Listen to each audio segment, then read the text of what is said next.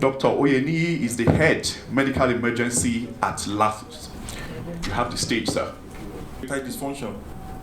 Penile cancer, you can see erectile dysfunction. Testicular cancer, erectile dysfunction. Bladder cancer, erectile dysfunction. Before somebody starts prescribing drugs that will increase performance, especially when a man is above the age of 40 years, please let us ensure that we rule out that the patient is not diabetic, the patient does not have depression, the patient heart is working very, very well. Sorry, next slide, please. I want to talk about a man as a whole. A man has a body, the spirit, and soul. Our pastor will soon come. He will teach us how our soul can be attached to divinity. That is not my work. A doctor will tell us our body must be this. But so many times we often omit our mind.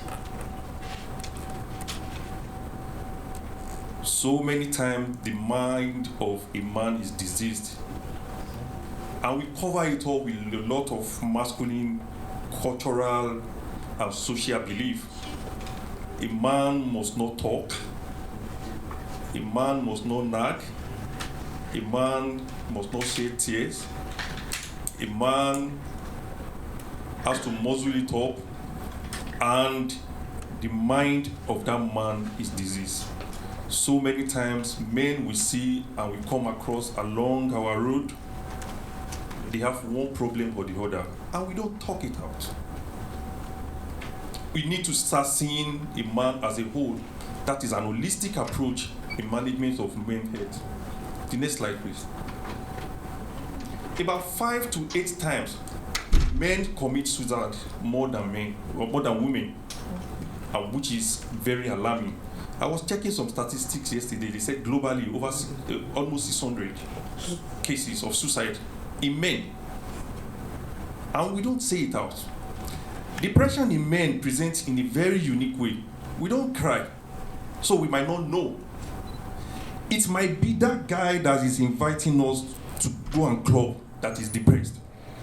We might not know. When a man starts doing a lot of things in excess, we must check him for depression. It could be hunger, irritability, avoidance, overwork. When a man starts doing something in excess of social activities, we need to start looking for depression. We have to start screening for depression in that man. Erectile dysfunction. A man used to fire before, and he just lost interest. We are trained to suppress and sort it out alone. It is not working at all. This is the time that we need to ask for help. Asking for help in men is not failure. It's actually strength. But we don't do that because of the cultural belief, the social belief that man has to. When I was growing up as a Yoruba boy, there is this funny thing I hear. He said, "Oh, shebi okunrin," as in he died like a man. And I was beginning to wonder, how does a man die? He said, he just died like a man. That is the way a man dies. I said, no, it's not working. This has to change. If I'm a man, I don't need to die a useless man. Death. I don't need to go untimely. I need to go when God calls me. So men has to do well. We have to start seeing ourselves in an holistic approach. Sorry. Next slide, please. Let me quickly run through this checklist by decades for men. 20 years, 30 years, what will a man take in his head? At the age of 40, what will a man to check for? 50, what will a man check for? At the age of 60 plus, what will a man check for? I want to say this for all of us that are 40 plus. We must map our family history very, very well. This is important for us at the age of 40 plus. Know what happened to your grandfather.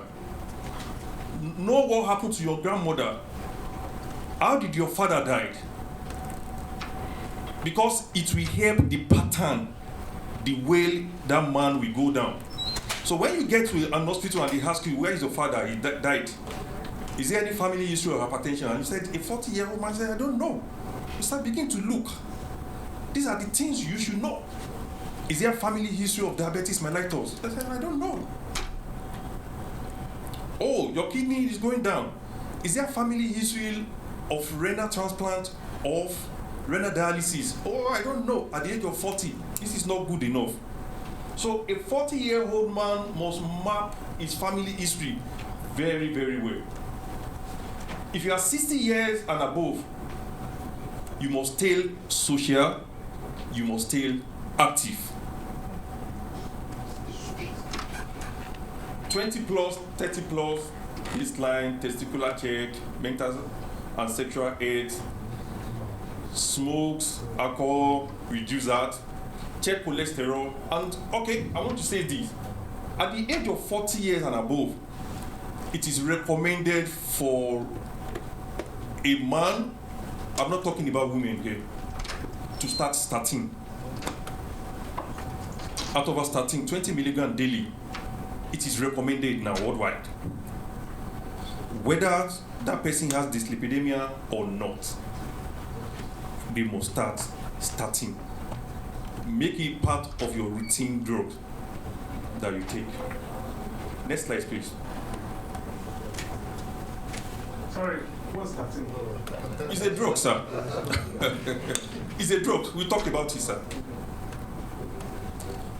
I have said so many things. Let me round off by giving all this.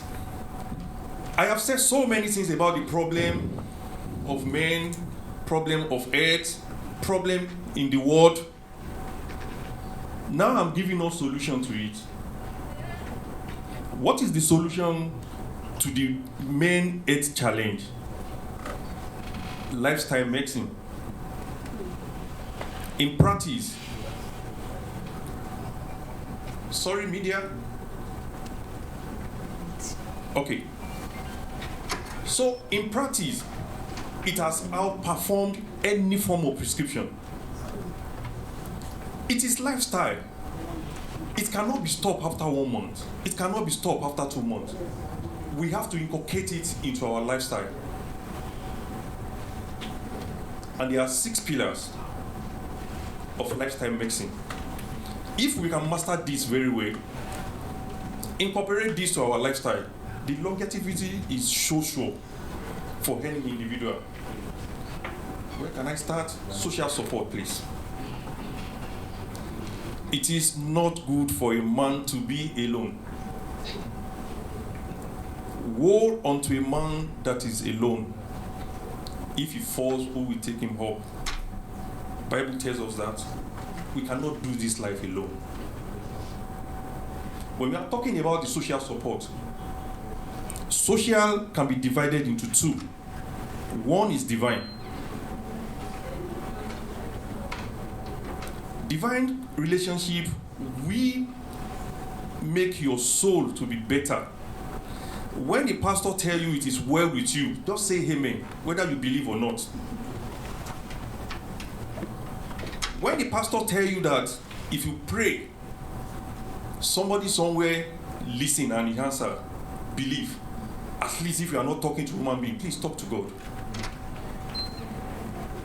It is better. If you cannot cry in my office, please cry to God.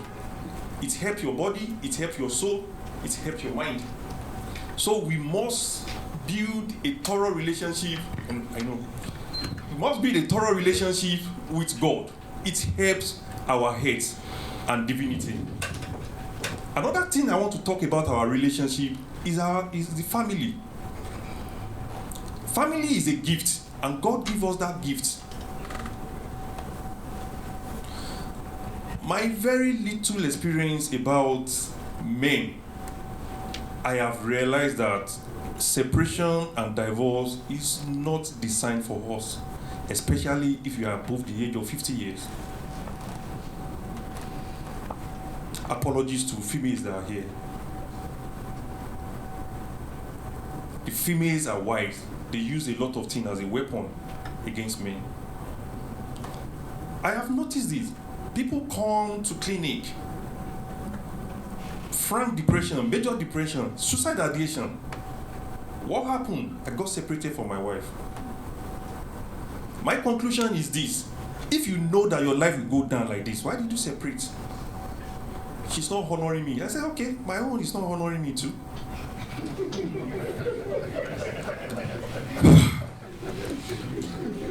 She abused me, it's okay. She passworded her phone, it's okay, my own passworded her phone. I'm not even bothered. Doctor, I just don't like the way she walks. Oh, I don't like the way my wife walks too. But I made up my mind that, look, this home is going to work because I can't handle separation. This is my son. What can I do without him? So I take a conscious effort. Nobody knows whether I beg my wife inside our room or not. To apologize when I'm due to apologize. Even when she's wrong, I apologize. Because she is my daughter. One of my bosses, the first thing I observe in him is that, look, he has marital problem. He stopped coming to work. Patients start complaining. He had a patient on operation table and he slept off. So I knew there is a problem. What happened? I walked out of my home. I said, no, Oga, you will go down. We will bury you. Pack your load and go back. No, I'm a man. We will bury you as a man. Go back. We must take a conscious effort to make our home work. It's a gift that God gives us to stabilize our emotional imbalance. If a man is above the age of 50 years, honestly, I don't like them handling separation or divorce. Sleep. It must be between 8 to 9 hours daily. I don't know. I know that. Okay, I don't like the way you are looking at me, but it's okay. You must sleep between 8 to 9 hours daily. Don't remove the television in your room. Don't watch TV in your room. Don't read newspaper in your room. Let your room be for sleeping and that other job. Which other job? I will tell you. Avoid a risky behavior. Smoking, no. Alcohol, reduce to barest limit level. Risky behavior. Don't go to Ekiti State at night. We will pay ransom. Don't make that journey. You don't need it. Oh, I'm a man, let go. Sorry. Enough of paying ransom. Don't go. That journey, night journey, in this present day Nigeria, please. Risky behavior. A friend of mine, a Muslim, was fasting and was breaking with energy drink. Risky behavior. I told him, guy, you're going to die. You are fasting and you are breaking with orange, citric acid. You don't need it. Those are risky behavior. Risky behavior in men. It is not all sex that we need to. I don't want to say one or two things because we are female here. It is not those babes that just condom can rupture. It's a too risky behavior. She's a stranger. We don't need it. Nutrition. Fruit and vegetables should be a paramount importance in our diet when we are above the age of 40 years. Don't fall into scam of there must be breakfast, lunch, and dinner. Anything above the age of 40 years. It is when your body calls for food that you will give. Let your liver utilize the stored energy it has been within so that you won't have fatty liver. Intermittent fasting is good for us. If you must do morning, afternoon, night, you must eat your breakfast like a king, your lunch like a prince, and dinner like a pauper. Your breakfast like a king, your lunch like a prince, and your dinner like a pauper. Nutrition. You don't need to be rich to eat well. So many times when you are rich, you are not eating well. Exercise. We must be active. You must do above 10,000 steps daily. Sorry, sir, I will soon run away. Above 10,000 daily. Exercise, you have to break sweat. At least 30 minutes daily, 3 to 5 times in a week. And it has to be an habit. Stress management. We are professors of stress, management of stress. All these help us to manage our stress. The most important thing is that you identify your stressor, manage it, or you walk away from it. If it is not manageable, please walk away from it. I'm advising a junior doctor to resign now. He has been on migraine from Monday to Friday, every day. Persistent headache with a focal neurologic deficit. I told him, go and look for something else. There are a lot of people that are not doctors and they are doing well. So you don't have to die at this work. The next slide, please. The bravest thing a man can do is to find the time, energy, and book an appointment. Sit down with the doctor before a disease condition forces you to sit. A lot of life depends on us. A lot of destiny is around our own destiny. Please book the appointment now and see your doctor. I want to say a big thank you.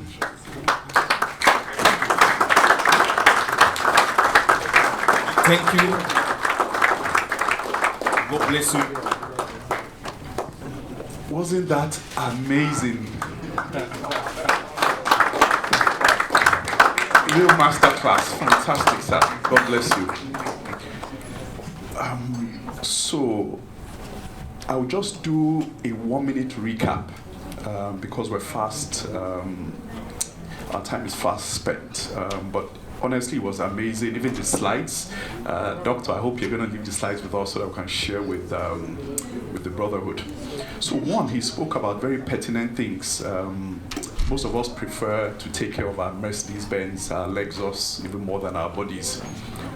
2, there's a difference between I feel well and I am well. 3, I really love the slide that speaks to those 5 numbers. The blood pressure, the abdominal circumference, lipid profile, blood sugar, and of course the body mass index. Also, those cancers that you spoke about really resonated with me. Testicular cancer. I love the analogy you gave with I had to almost take my phone to record it. Really, really nice and very practical, sir. And of course, men, all of us here, we are 5 to 8 more times more likely to commit suicide than our female counterpart.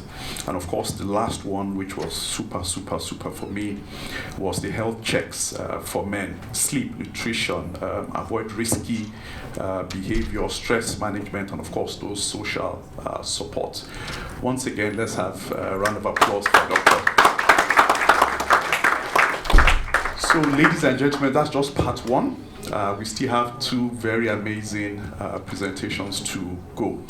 So let me introduce another amazing presentation, Dr. Olumide Emmanuel.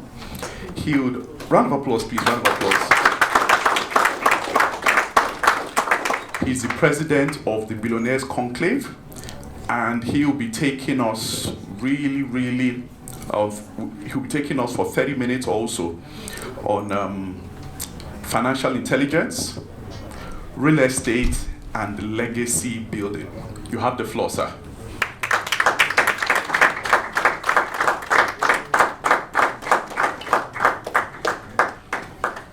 Okay. Wow. Doctor, no comments for you. Okay, so we have 30 minutes. Let's run through. Thank you very much for being a part of this. I want to appreciate you and the GMH team for putting this together. And I believe very strongly that it will be an impactful time for us. I'm going to ask that they give everyone. I'm the president of the Billionaires Conclave, and Ayo is one of my mentees and members, and we want to give opportunity to those that may want to also be a part of that. And then if you're interested in real estate, learning more about real estate, and building a lot through that, you can also, we're going to give this to everyone, so go through this. We have a boot camp that is coming up, that's another 2 weeks time or so, 7 days fully residential. If you're interested and it's something that can fit into your schedule, you can explore that. So we're just going to give that to you for consideration. And then, because I know that we have limited time, I've also brought in my books and materials just to let you know that they are available. So my team are around, and we don't have enough time to deal with a lot of stuff. So once you go to the bookstand, if you're interested, you can get them. This one is how to increase your value in the marketplace. Today's marketplace is very competitive, and that book will help you to know how to continually remain valuable in the market. Then we have 50 common money mistakes to avoid. I believe we have all made mistakes one way or the other, and as we grow in life, we need to minimize our mistakes in order to continue to excel. Then we have the pathway to wealth. This is the first book I wrote on wealth creation, and it was written 26 years ago, and I had to do an upgrade, so this just came out this year. So this Pathway to Wealth Reloaded, trying to update what was shared 26 years ago. It was amazing. While writing that, I was like, wow. Looking at the exchange rates 26 years ago and now, I'm looking at a lot of things, I'm like, wow. And then this one is how to create wealth as a career person. And then we have the School of Money, which deals with almost everything you need on wealth creation. And then if you want them in the USB format, they are available. We have the School of Money University. So I want to talk to, because of the time, I want to just talk to us on multiple streams of income. And then I want to zero in on the 5 dimensions of multiple streams. I believe that's very, very important, because the people in the room today are not people that are starting out when it comes to wealth creation. So we are sitting here now as high net worth individuals, but there are things that we need to understand that will help us when it comes to legacy and securing our wealth. So I want to believe that we already know that there are different kinds of income. So when we talk about income, there are 3 major types of income. Number 1, we have what we call the earned income, which I call once and only. So earned income, once and only, is that dimension of income where you labor once and for that one labor, you get paid once. So if you're someone that is a career person, you work in a blue chip company, you work in the Big Four, you work in a multinational, you're earning good income, you have a lot of stuff coming up. When you stop working, the income will stop. So earned income is the income that you get because you have labored for it. So if you're a business person, for instance, and you have people coming to patronize you, so you're a car dealer, you sell cars. It simply means that if you don't sell cars, you don't make any income. You only make income when you sell cars. So earned income is the income that comes because you have earned it. That means you are exchanging your time and your energy to get that income. So it means that when your energy is no more available and your time is no more available, there will be no income. When you are sick, there will be no income. When you travel, there will be no income. That's earned income. Now, the second kind of income is what I call it's earned income, residual income, portfolio income. But now I call it once and only. So you labor once and you get paid once. In order to get paid again, you have to labor again. The second one is once and always. Once and always is you labor once, but for that one labor, you continue to earn without having to labor again. So if you buy a property now, you do everything you can to raise money, and then you buy a property for 250 million, and then you're getting a rent of 40 million a year. You bought the property once and for all, but you're going to get 40 million and plus X plus X plus X over the course of the lifetime of that property. You're talking minimum of 50 years. So it's something you hand over to the next generation. But you have to labor once. For many of us, we grew up with our parents where they had to actually build. They didn't buy the houses. They built. Sometimes maybe they built over a 5-year period. They built over a 3-year period. They built over a 12-year period. But at the end of the day, they completed the building. But now that building they completed in Bagada 50 years ago. They labored once to complete that building, but that one building that they completed is still available today. Ironically, I had a meeting in my house. Was it this Tuesday you went to pick uncle? This Tuesday. Yeah, my uncle and my mom, they said they wanted to see me. So my uncle is in the States, so he came into Nigeria and said they wanted to see me because I'm the first great-grandson. Yeah, great-grandson. I'm 4th generation. And there's one property, you know this 60-story building that you see in Isadeko and all those also. We have like 4 of that. That is from like 200, 300 years old, whatever. So they were, and they are like, you have never been interested. I don't need all this.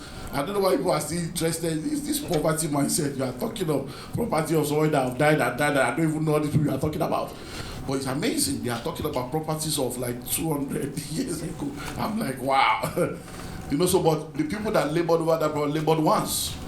And what are they coming for? Hey, some people are just living there and they know they are not paying and they still want to share. I said, I'm not interested in all this discussion. But guess what? That's legacy. Just one property. People are still earning and earning and earning and earning. So that's once and what? And always. You labor once, but for that one labor, you continue to earn. And then the third one is free flow. I call it free flow because you don't even need to labor at all. Instead of you laboring, is the money that now labors for you. So instead of you working hard for money, money works hard for you. And that's when we talk about investment. You invest in different stuff, you have equity investment. So you don't need to do anything. The money is the one working. Now, when we talk about multiple streams, for many people, what they do is multiple struggles. So many people don't know that there's a difference between multiple struggles and multiple streams of income. Now, if all you do falls under that first kind of income, is multiple struggles. So if every money you make only comes because you exchange your time and energy for it, is multiple struggles.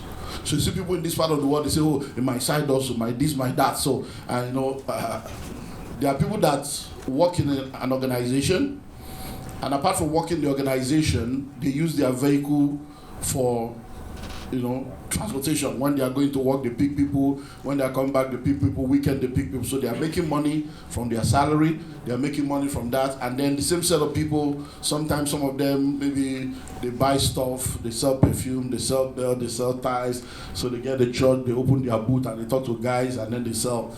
And the same set of people, maybe once in a while, they MC an event. So you will think that that guy is making money from 4 sources of income.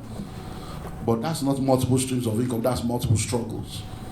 You know why? In order for him to get that salary, he has to be involved. In order for him to make money from that transportation, he has to be physically driving the car. In order for him to sell the perfume and the belt, he has to be physically involved. In order for him to do the MC, he has to be physically involved. So that's multiple struggles. And that's what happens to a lot of people. When they now finally die, all the income will die. You now hear things like, oh, when my father was alive, he was very rich. Your father was not rich, he was a poor man, he was a struggler. But when my husband was around, he was very, no. So multiple struggles is not what we should be doing, because that's not multiple streams of income. Now, multiple streams of income means that you have different streams working for you. You have income coming from different dimensions without you having to be physically involved. You don't have to exchange your time, you don't have to exchange your energy. Money is the one doing the work. Now, my focus then will be on the 5 levels of that multiple streams of income, which is what I think those of us at this level of wealth and comfort needs to understand, because it's an aspect that many of us have not really understood. And because I have a lot of people that are billionaires within the Billionaires Conclave, I've seen that repeated in life of many people, and I'm like, okay, this is an area we need to look into. So 5 dimensions of multiple streams. Number 1, you need to have multiple streams across income types.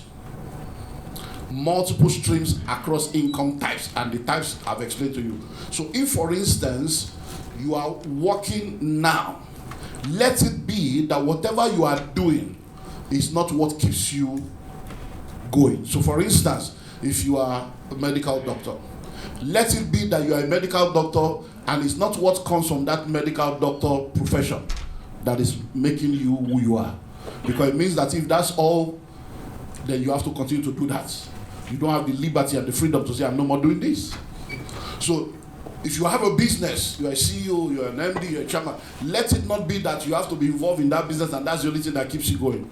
So you must make sure that you have multiple streams across different income types, where whether you are working or not, money is working for you.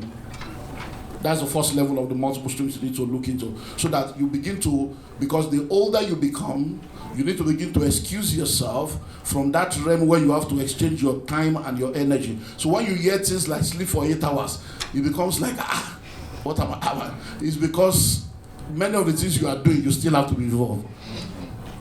If you have done what I'm telling you now 20 years ago, even from the age of 50, you can sleep for 20 hours and just be enjoying your life. Because most people that understand this, they get to a point where you just see them cruising around and enjoying their life.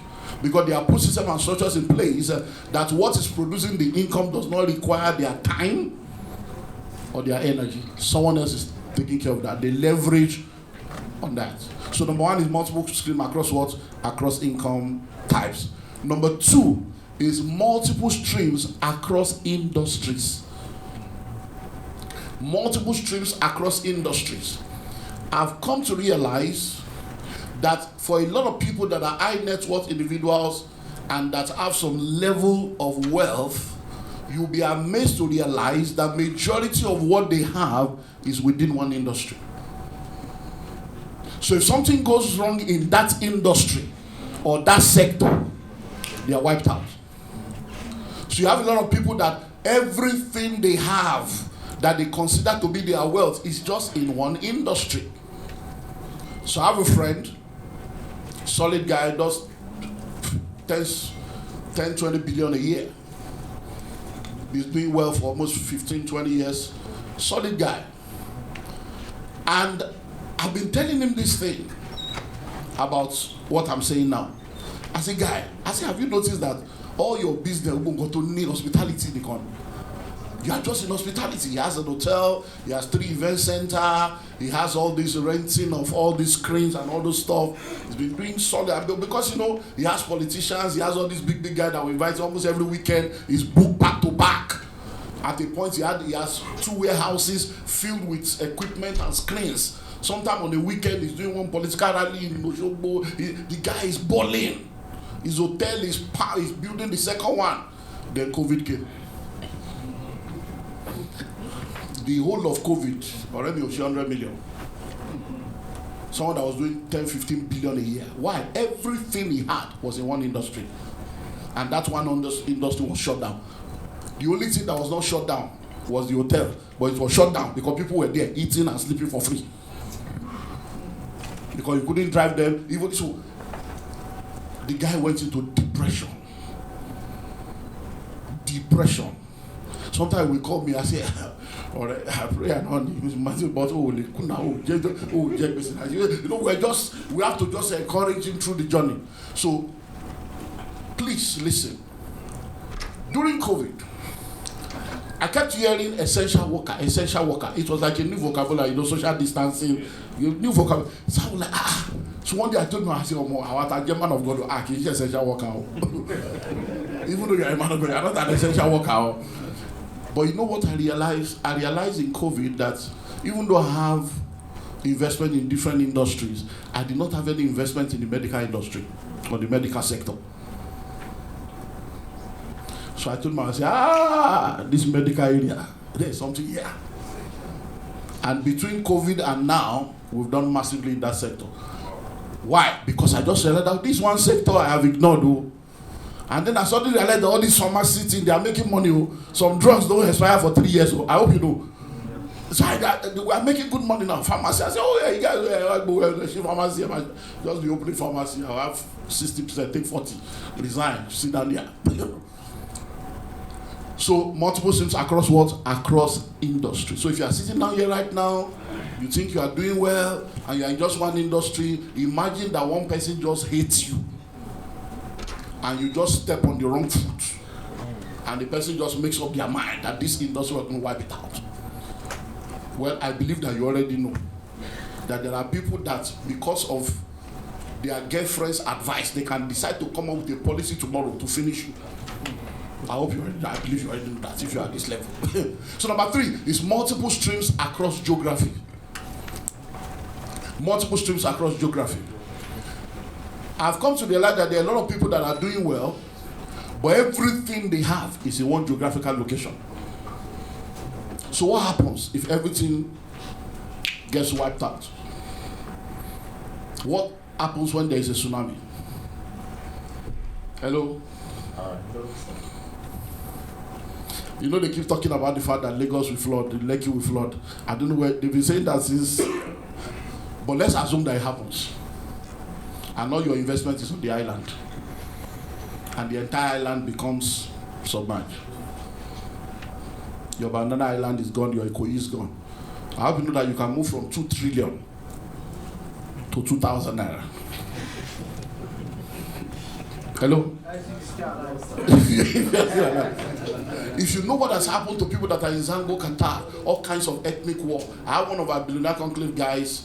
The man is now 73, he was 69 when he was crying. This is someone that has billions, but he has over 4,000 hectares of land in somewhere in the northern part of Ilorin, Kogi side, and he has not been able to enter the farm for almost 3 years up to that point. He has, because many of us are in the south, we don't know what people are going through. So what if everything you have is in one geography? I have one of our billionaire conclave members, the second gold guy in the whole of Zamfara. The guy is now, in fact, sometimes I send him to me and say, the second largest gold in Zamfara. Someone that is a billionaire on all levels, but everything geography. Hello? And then the soldier will be the one to come and tell him, I don't come tomorrow, they are coming tomorrow. They will come and tell him, don't come to this place tomorrow, the people are coming tomorrow. In this our Nigeria. They will tell the owner, don't come to your own mining, that they are coming. So, multiple streams across what? Geography. I have a friend. He's in Ukraine. Very good friend of mine. And at a point, I was going there, doing a lot of meetings for him, training his business people and doing all stuff. And when I told him, I said, guy, big man, about everything you are doing here, I hope you know that you are not from here. I said, let me tell you the story of a man called Al Fayad, owner of Harrods. As let me tell you a story so that you understand that no matter how big you think you are in a land that is not your own, it's not your own. So I started talking to this guy about investing outside of Ukraine. It took me almost 2 years to convince him. I don't. Because the prime minister is member. Everybody comes to church on Sunday. He's a pastor. Comes to church on Sunday and establishes policy on Sunday morning. I say, all of you sit down. By tomorrow, you need to make this happen in the Parliament House. And they will go and by the next week it's announced. That's how powerful this guy was. That's how powerful he was. He would just come and say, I was watching TV yesterday. And I saw them advertising alcohol by 8 o'clock. How can you be there? They advertise alcohol. You will go there tomorrow, make that law. No alcohol must be announced or advertised on any media in this country until after 12 midnight. And they made it happen. That's how powerful this my friend was. It took me 2 years to be able to convince him. And he finally invested. Let's welcome Pastor Godman.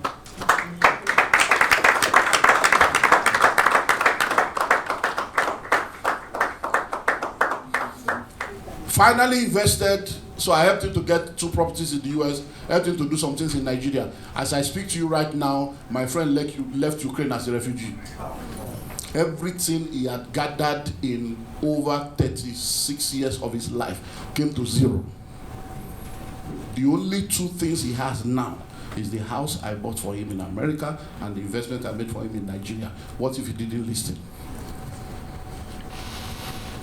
God forbid. There are many things that God forbid that your choices permit. That your decisions permit. There are many things that God has forbid that life permits. So multiple streams across what? Across geography. Across geography. Number 4, multiple streams across currency. The currency is also tied to geography. I see a lot of people that say they are billionaires, and I'm like, let's break this thing down. Which billion, all this naira billionaire you people are talking about? What billionaire are you? Why we change your money to pounds? You are a poor man. Hello? Don't change your money to dollars. Are you really a billionaire? Because let's break this thing down. So multiple streams across currencies. So I speak globally. And one of the reasons why they listen to me globally is because when I get to the Western world, I start by bragging. Because when they hear that you're coming from Nigeria, they think, oh, this Nigeria. When I start by, when I tell you my dollar assets, where you are paying mortgage, and my own is cash and it's verifiable. That we listen. Hello, you first keep quiet. First, this guy, this one is not taste by moonlight, or this one is you keep quiet. So multiple streams across currency. If there is a deal now, can you write a check of 10 million now?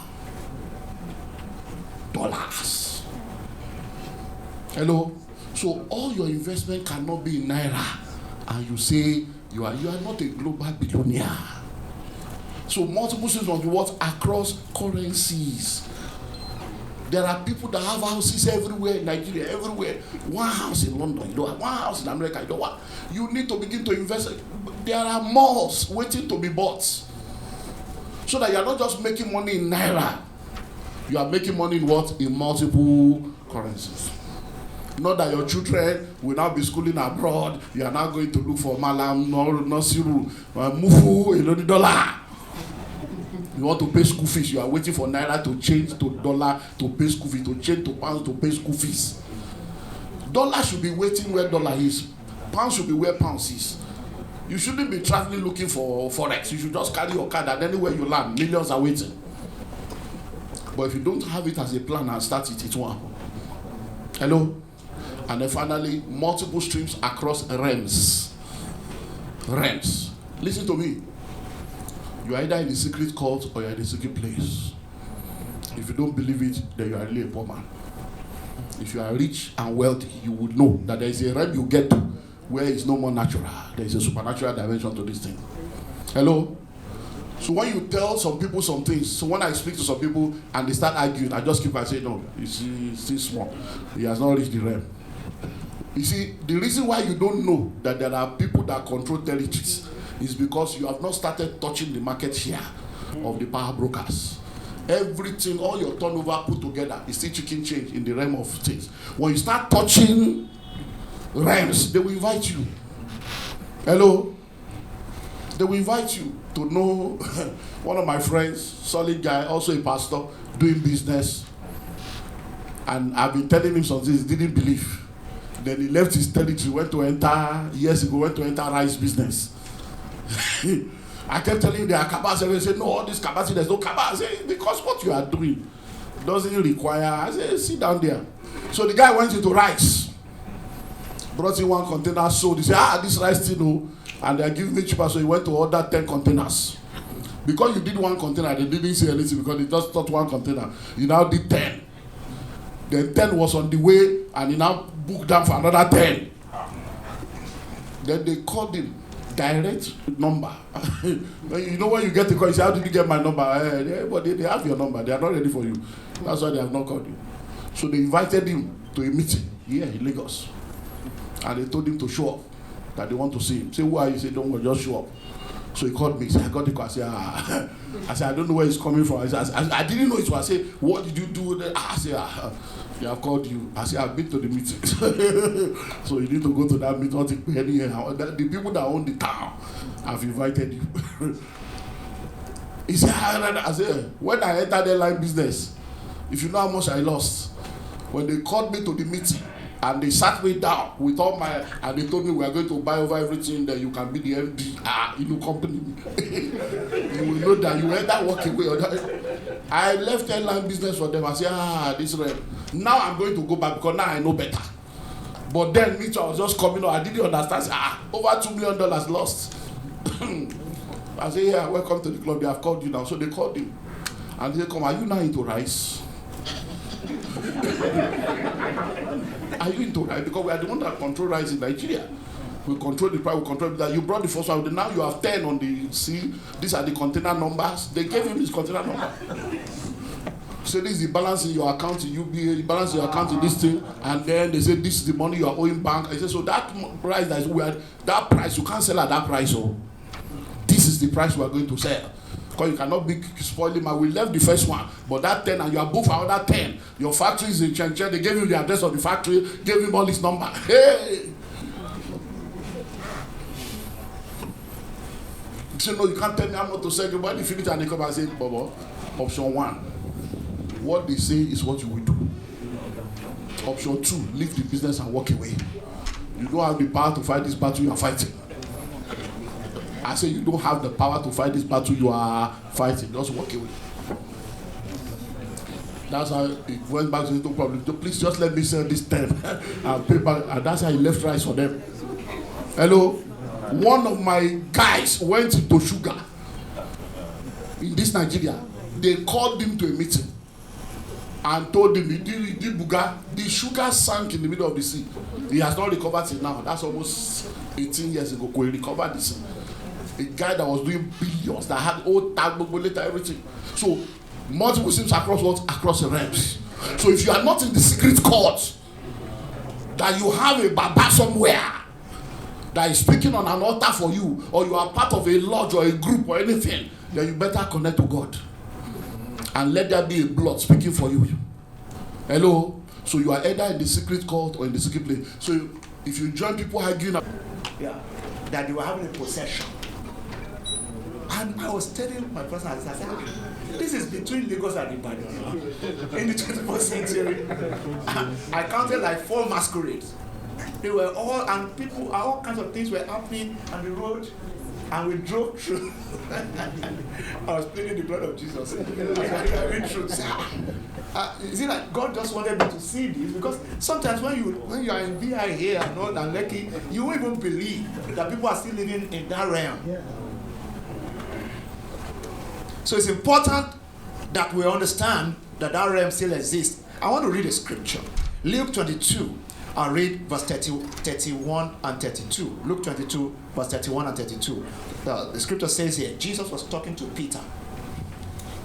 The Bible says, the Lord said, Simon, Simon, indeed Satan has asked for you, that he may sift you as wheat. But I have prayed for you, that your faith should not fail. And when you have returned to me, strengthen your brethren.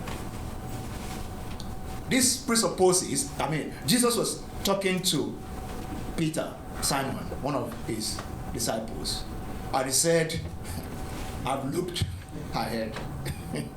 I see that Satan made a request for you. Satan wants to deal with you. Yeah. I mean, that's what he said, isn't it? Says Satan has asked for you that he may sift you as wheat. You know what that means, to sift? To separate the wheat from the chaff. And it includes a lot of beating. Because back in the day, they didn't have the mechanical system to do it. So they put the wheat in the bag and they will beat it. And it's the process of beating that you separate the wheat from the chaff. And Jesus was telling Peter, Satan wants to do that to you, to sift you as wheat. And he said, but I prayed for you that your faith will not fail. Ladies and gentlemen, on this special Father's Day, I need all of us to understand that we need to pay attention to the state of our spirit. Because from time to time, we all will encounter a sifting experience. And when that happens, you need a strong spirit to withstand whatever the devil wants to bring your way. So when we talk about men, for instance, being the priest of their home, it's not rhetoric. It is divine ordination. In the spirit, altars communicate with altars. And the priesthood is the administration of the altar. Yeah. Priests administer the altar.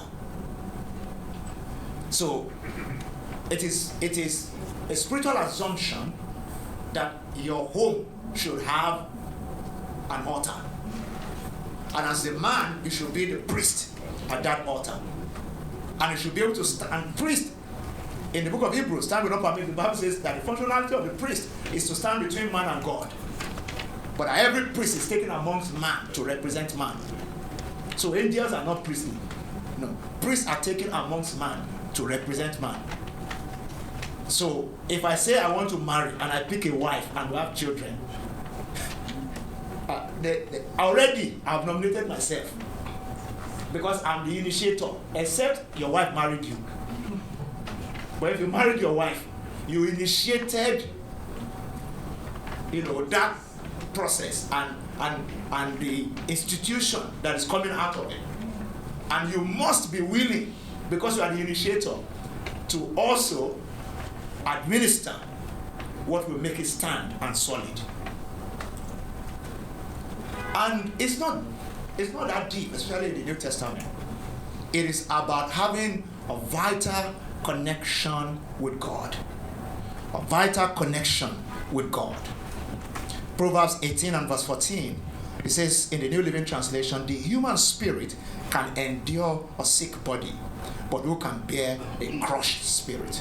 King James Bible calls it a broken spirit. A broken spirit is like a bad phone that has lost the signal capacity. I don't know if you get what I'm saying. If you have a phone and it cannot connect with GSM signal, it's no longer a phone. You can use it as camera or calculator or alarm clock. But the first functionality of a phone is to connect. With network. That's why it's called a phone. Whatever is a device, whatever device in that phone that makes it to connect with GSM signal is like the spirit in a man. Because it's with that spirit that we're able to pick signals and connect with God. That's why the Bible says, as many as are led by the Spirit of God, these are the sons of God. Anything short of that is religion. Yeah, it's religion. This understanding is what drives us to want to be intentional about how we build a vital relationship with God and not just play religion. To be intentional. That's the understanding that drives us to be intentional, because the Spirit is our anchor. And building a strong spirit, therefore, must be the priority of every man that wants to lead well and build a legacy. Building a strong spirit must be the priority of every man that wants to lead well and build a legacy. And I want to say a few things, and I'll wrap this up, about building a strong spirit. One, and I'm sure I wasn't here when Doctor was speaking, but I'm sure it will be the same thing, because this aligns itself, quote and unquote, to health issues. Because whenever you say something is strong, it has to be healthy first. You cannot achieve strength without health. Am I saying the truth? Yeah. In things of the physical, if you want to be strong, you first of all do what? You achieve health. And then you build on health, and that's what becomes strength. Anything that is weak, infirmed, sick, cannot be strong at the same time. At least cannot be at utmost level of strength. Are you getting what I'm saying? That presupposes that if you're going to prioritize a strong spirit, building a strong spirit, you must strive for building health, a healthy spirit. A healthy spirit. And a healthy spirit, first and foremost, is about sanitizing your environment first. Because any environment that is unsanitized will breed bacteria, virus, and all. And in the spirit, we have bacteria, we have virus, we have all those things. Because when you surround yourself with contaminants, for the want of a better word, spiritually speaking, because some people, what you are listening to all the time cannot build a strong spirit. The people that you surround yourself with, their ideologies don't aid the building of a strong spirit. I don't know if you're getting what I'm saying. So you need to sanitize your environment if you want to build a strong spirit. Another thing about building a strong spirit is that you need to be aware of your pain point and respond appropriately to pain. There are many men who are bearing their pain. You can't build a strong spirit carrying all kinds of trauma. I didn't understand what trauma. Doctor, you help me with this. I didn't understand what trauma really is until a few years ago, maybe about 15 years ago or so, something like that. My daughters were still younger then. My first daughter is 22 now. They were maybe about 7. Maybe my first daughter was 7, the other one was 5. So I was teaching them how to ride bicycle. But the truth was that I did not ride bicycle as a child. Don't ask me why. I don't know why.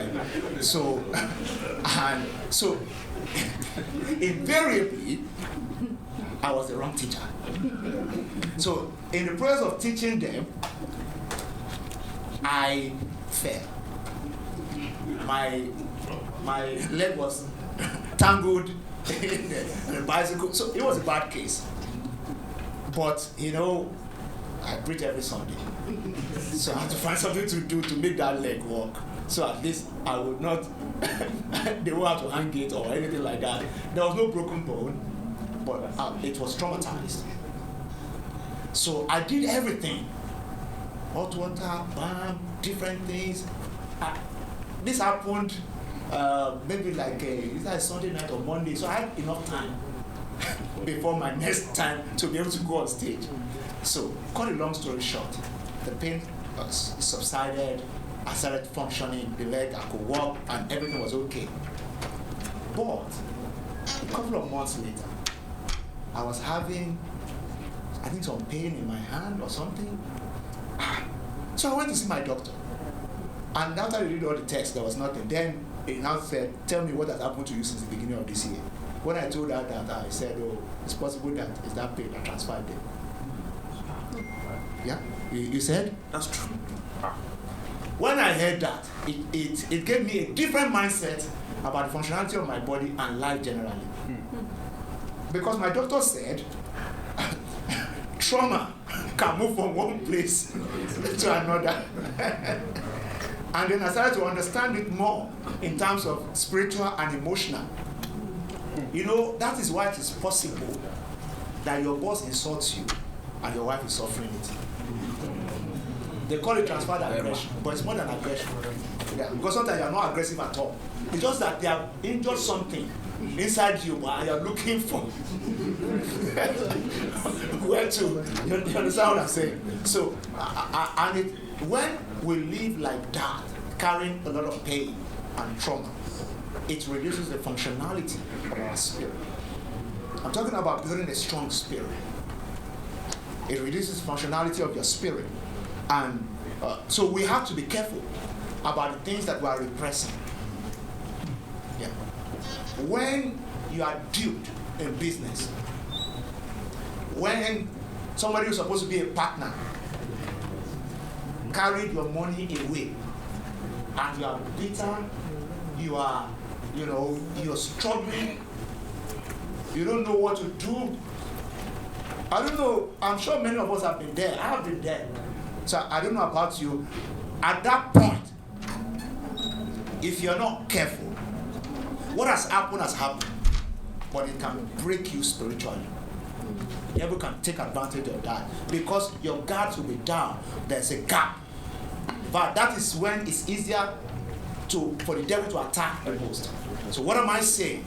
If you want to build a strong spirit, you always need to come to terms with what has happened and seek healing and health, especially emotionally and spiritually. You know, when we are sick in our body, nobody needs to tell us. The body's functionality reduces. So inadvertently, we have to go to the doctor. But when people are dealing with emotional issues and spiritual issues, we patch it up. And we don't know that it's increasing the gap in the functionality of our spirit, especially our ability to relate with God, to maximize our relationship with God, to build something strong with God. So cultivating a strong spirit will also require that you're feeding, just like in the physical. Health, feeding, and exercise. Also, am I right? Yeah. Good food, sleep well, exercise your body, yeah, and make sure that you're healthy. Yeah. Well, Oga just added another one to it. He said no divorce. Yeah, he said it again. Yes. I can corroborate that because the scripture says something about divorce. It says God hates divorce. Why? He said because it covers one's garment with violence. That is in Malachi, is it 2:15 or so? That is how it was written. It covers one's garment. It is not the act that God hates. It is what it does to us. Yeah. It is what it does to us. I've been pastoring in this city now over 25 years. I'm yet to see one divorce that is so amicable. People are smiling and laughing with each other. And and everything was just okay. In fact, they're sharing loaf of bread, and all those kind of things. It just doesn't happen. God knows that the way this thing is like separating two people that have come together. Some will tear into each other. You understand what I'm saying? When you do, yeah. And emotional blood will flow. Yeah. That's why it says it's covered one for garment with violence. It is that violence that does not leave us the same, especially if it's not well managed. Yeah. It requires special management for it not to have a collateral damage. All right. So let me conclude by saying, paying attention to the Word of God, building your altar, especially altar of prayer and worship, living a life of gratitude. Yeah. Always grateful. Always grateful. In gratitude will open you up to many things. One is regret. Two is bitterness. Yeah. Some people are even bitter against God. Not knowing that He holds your breath. And it's His mercy that is still making you breathe. Yeah. If only you know, it's like somebody's holding a grenade in their hand. And He says, I'm going to blow this place. What are you going to do? You beg. Especially if you don't want to die. That's how it is. People don't understand it. When you're angry with God, you are not, you should be aware that for you to even be able to reason that God is not good because He gave you sense.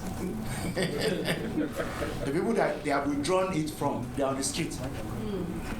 I hope somebody's following me.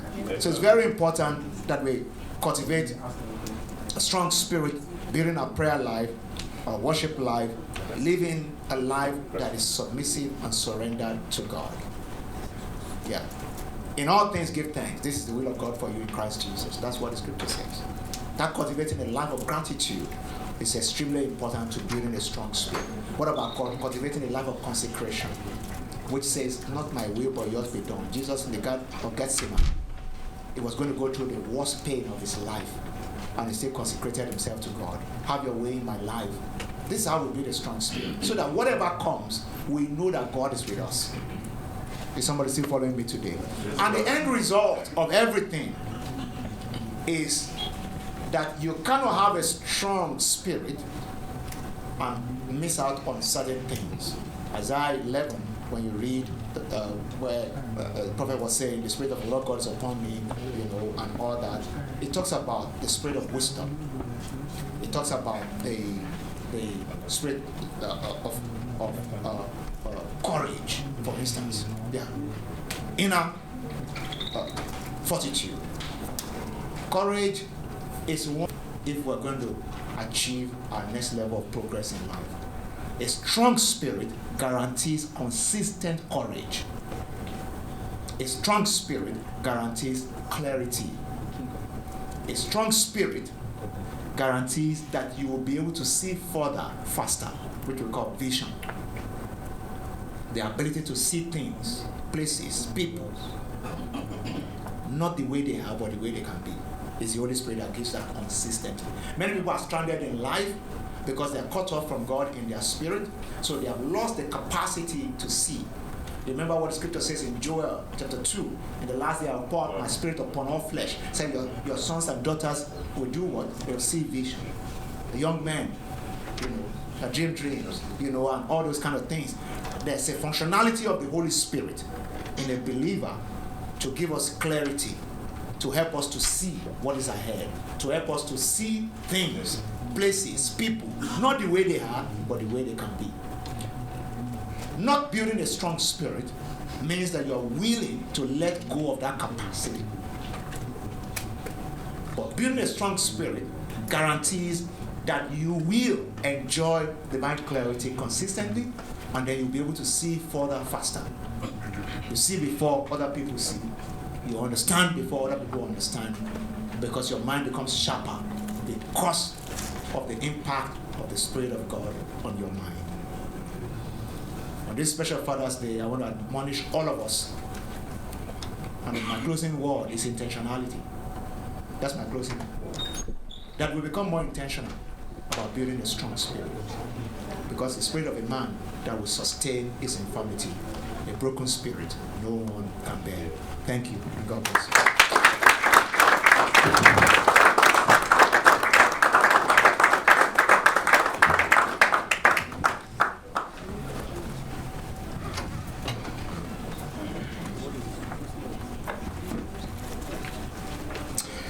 Thank you so much, Pastor. That was superlative. Okay, ladies and gentlemen, happy Father's Day again. Happy Father's Day. Awesome. So we're about to start the last segment, which will be extremely interactive. Like I mentioned earlier, we would ask all sorts of questions so that we can delve into the presentations that we've had on wealth, strength, career, and of course, wealth. So as I bring up my panelists, I'll just give a few moments so that the convener can come back to his seat, because he will also be joining us on the panel, and enough time for them to move the pulpit. But what we've done tonight is to bring up 4 amazing men who have built real things across the boardrooms, the pulpit, in luxury real estate, and of course even the emergency rooms. So we'll be speaking about career, wealth, health, and strength. I have about 72 questions, even though we have only 30 minutes. Yes, and I've decided not to even share the questions with the panelists. So especially the rapid fire segment will be absolutely spontaneous. We'll speak about legacy, wealth, Father's Day questions, some fun questions, lifestyle, practical experience questions also. Are we good? Okay, convener is still not here. But what I will do is I will begin to bring up the panelists. Hopefully by the time they're here.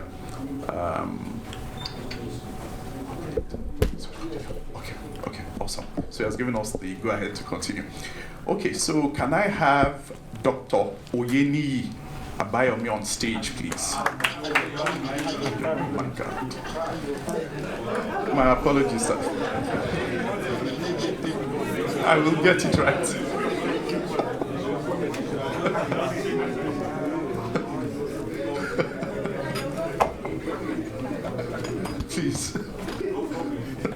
Please come up stage, sir. Thank you so much. Round of applause, please. Can we also have our convener, the CEO GMH Luxury, the reason why we're here, Mr. Ayo Olariwaju Kuyebi, on stage, please. Can we have Dr. Olumide Emmanuel on stage, sir? Round of applause, please.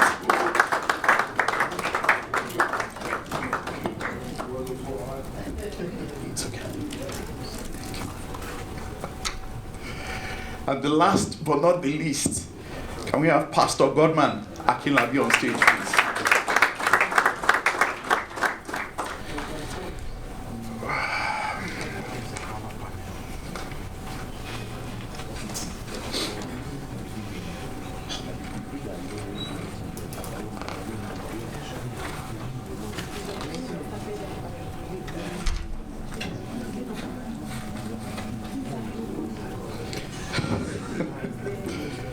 Okay, the first question goes to you, Mr. Olariwaju, CEO, MD, GMH Luxury.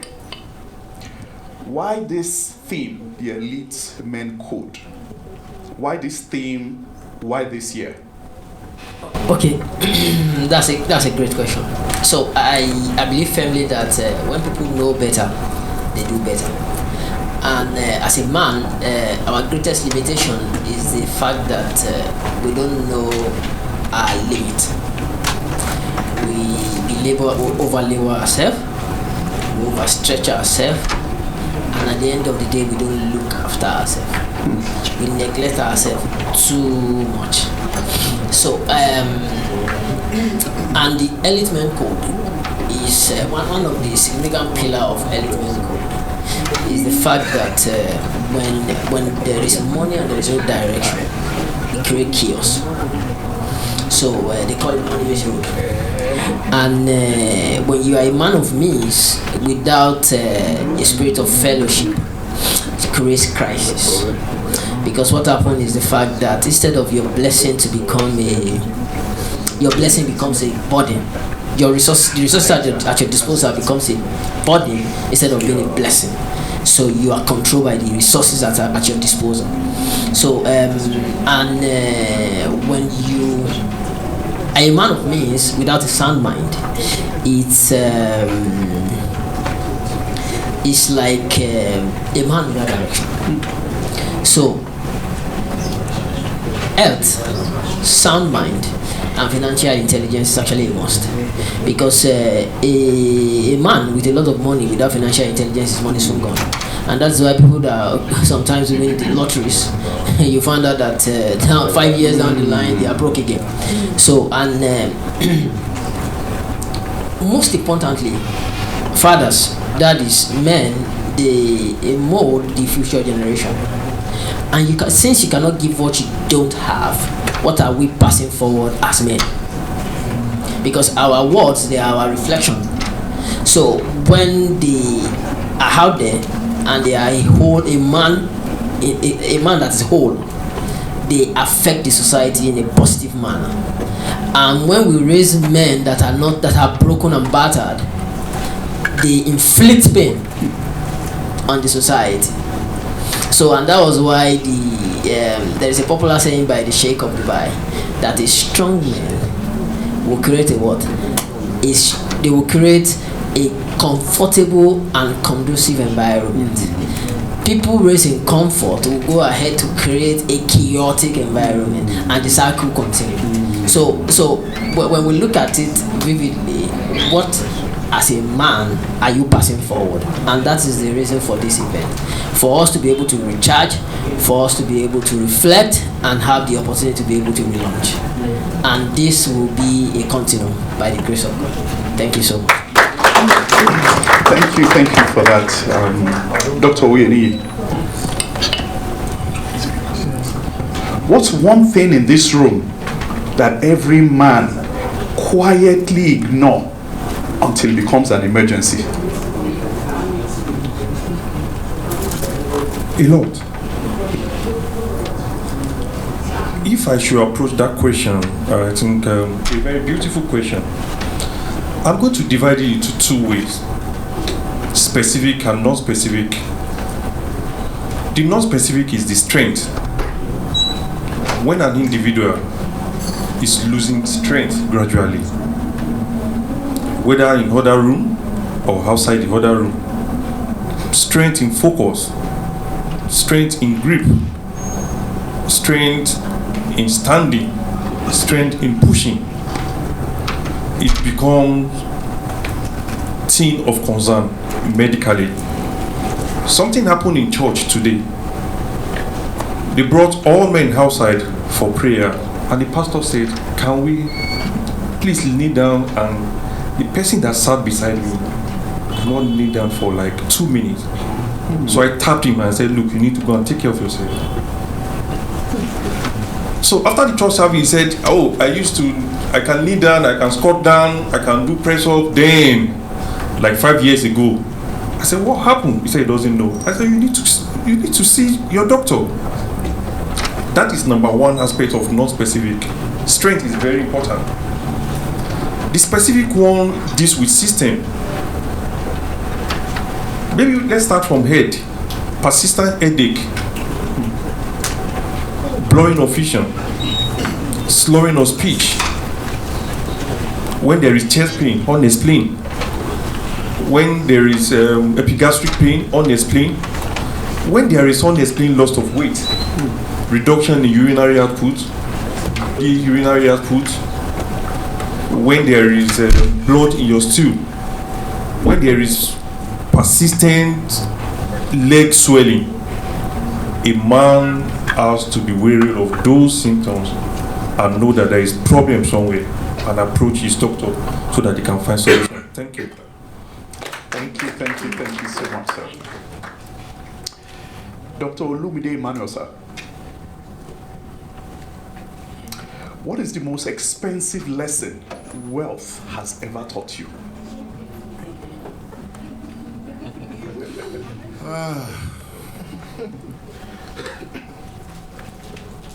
Wealth. That's a serious question. I've never had that question asked before. What lessons has wealth taught me?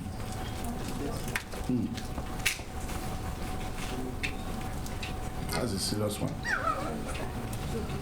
Failure has taught me more lessons than wealth. So, well, before I became wealthy, I had always known the dangers of success. So I guess that's the reason why by the time I became wealthy, I was prepared for it. to know the landmines that comes with it. So that's probably why it's a difficult question to answer, because failure has taught me more. Wealth has only revealed to me that what I know was true. That all the things I thought to be true was actually true. All the things I thought about wealth, both the positive and the dangers of it, were true when I finally got it. Yeah. Well put. Thank you so much, sir. Pastor Godman. What's the one thing that your father taught you that still shows up in how you lead today? Thank you. While I was speaking in church today, I mentioned the fact that when I woke up this morning on Father's Days, sometimes I don't even think about my dad so deeply. But I don't know what happened to me this Father's Day. My dad passed on 16 years ago. When I woke up this morning, somehow his thought came to my mind, and I asked myself these questions about the things that had come from him to me. I mean, to surprise you to know that I was brought up by an Alhaji. He was a polygamous man, and all that. Today I'm a pastor. But one thing that I would say will never leave me from that man was industry and resilience. Yeah. My dad, at any given point, ran like 4 businesses. Yeah. At any given point.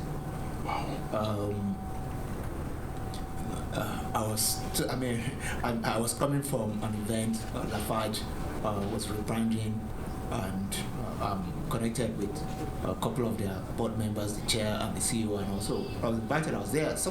A lady came to meet me there just now, saying that, "Oh, you know, your father and I have something in common."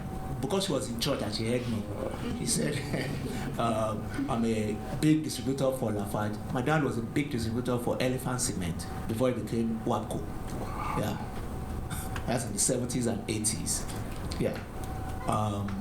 He had a couple of fuel stations around the place.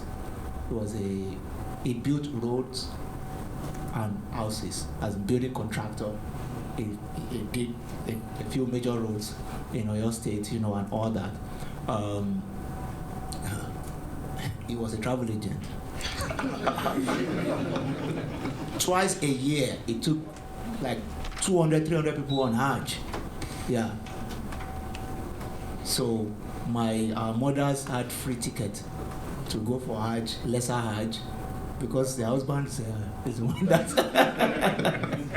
Yeah. At the same time, the man was an astute politician. Yeah.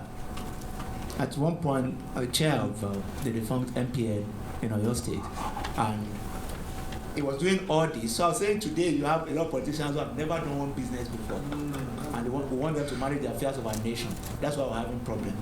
Back in the day, look at the likes of Jehovah Femi Awolowo. Those are astute people who have built stuff, and then getting into government, they were able to build things, legacies that we're still seeing today. I learned that from my dad. Industry and resilience. In 1978 or 79, the election that brought Shagari to power, my dad was supposed to be in the House of Assembly in Oyo State. He lost the election. They were already calling him honorable. I remember people came to the house to come and commiserate with me. Said, no, don't worry. It's just 4 years. We're coming back. I witnessed my mom going to beg him to say, "Look, the amount of money you spent, you almost ran us bankrupt. Just leave this."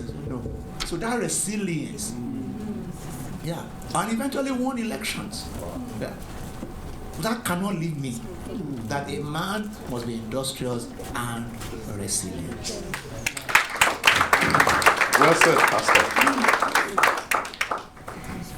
Okay. Back to you, Mr. Kuyobi. This is 2 questions in one. How do you set up luxury living in today's successful real estate market? How do you position professionals and business leaders? 1. 2 is, what is the most ridiculous request a client has ever made to you in terms of luxury in your project? Oh, okay.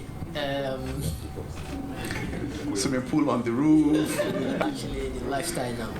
So, one thing we've done differently at GMH is the fact that we don't put people in place, we put them in charge. So when we have a consultant, and being a structural and a geotechnical engineer, I gave an instruction, and our consultant comes to site to give a counter instruction. I will tell my team, follow the instruction of the consultant, because he knows better. Now I think like a businessman, so it impairs my sense of judgment sometimes, because I think of time and cost overrun. So he thinks of stability and the structure, the overall health of the building. So he is coming from a well-informed position, and he's an outsider. So we'll follow him. So at GMH we have a very strong project team. We have a very strong. So a product generation is actually our strength at GMH. So we are first at very many things. We were the first to do apartment building in Bagada, and we were able to sell out. Yes. I can say that in Bagada in 2016-17, what they were used to is semi-detached, fully detached, few terraces. But people, you dare not build an apartment building, they will ask you who's going to buy. So we were able to do it against even the feasibility study of professionals, and we were able to sell out. We were about the first to do a purposely built maisonette in Ikoyi, in Parkview, in 2018-2019. Maisonette resonated with penthouses. You have 3-bedroom flat apartment, then they put a maisonette penthouse on it, not a purposely built maisonette. But today, we did that and we delivered the project in 2021-2022. But today, you will see more of maisonette in Ikoyi than the flat. So in Lekki currently, we are doing hotel apartment, all 1 bedroom, 84 unit. When we consummated the project in 2022, so we were battered by devaluation and floating of the naira and withdrawal of subsidy, and cost went astronomical, whereby project became 4x of what was budgeted. And the first thing we did was to bring in advisors, financial advisors, to look at our books, no holds barred, look at it and tell us exactly what we should do. And they came up with 2 propositions: go back and ask for more money, or refund people to insulate people that are fully paid. And because we are God-made homes, how do you enter agreement with somebody and the person has fully paid you? You have his money, and you want to go back to him and say, at this point you have to add 2 times the initial value I sold to you. So we embark on massive refund. We did over 4 billion in refund between 2023 and 2025. At some point, we were borrowing money to repay clients. So,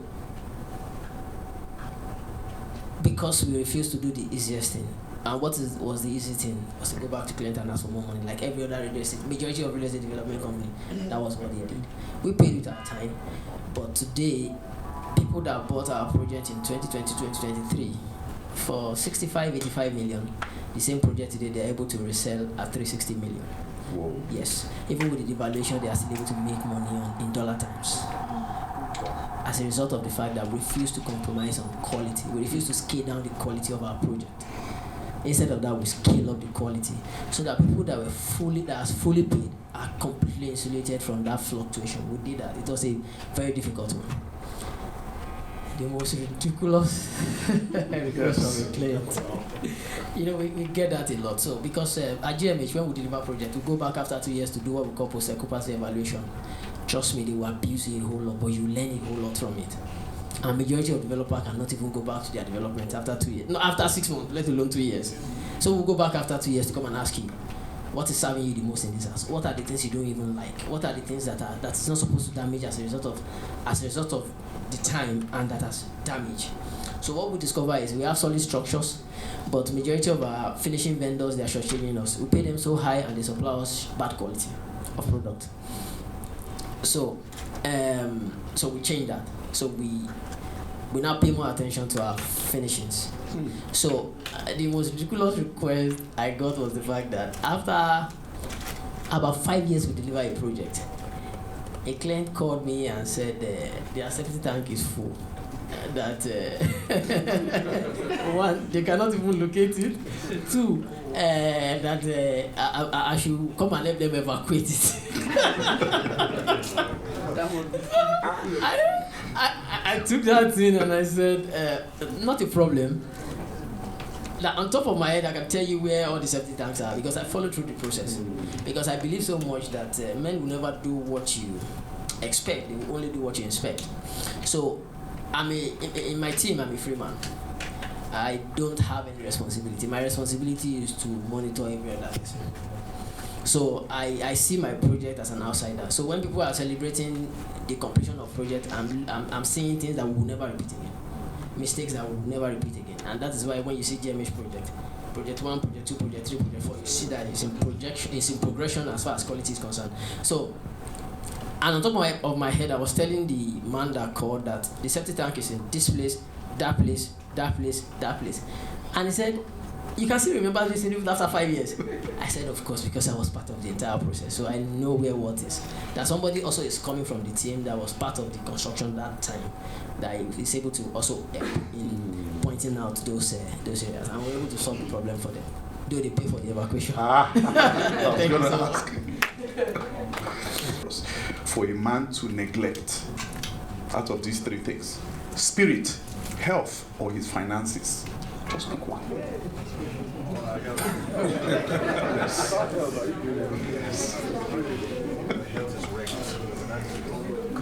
Just one side. Very difficult question for me to answer.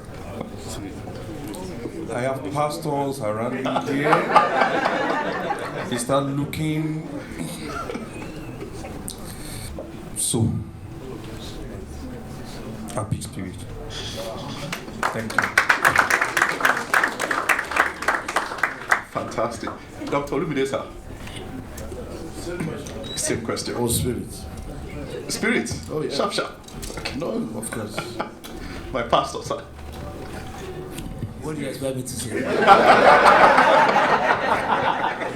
You want him to sack me? Or report me to PFN? His spirit. And I'll say this, that, it's rapid fire questions. We're not supposed to explain, but you know that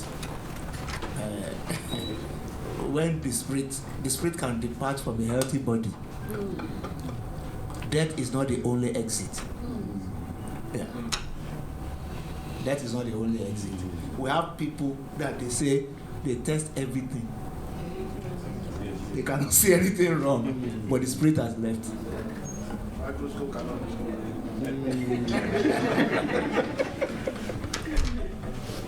So, Mr. Kwebi, same question to you. Spirit controls the physical.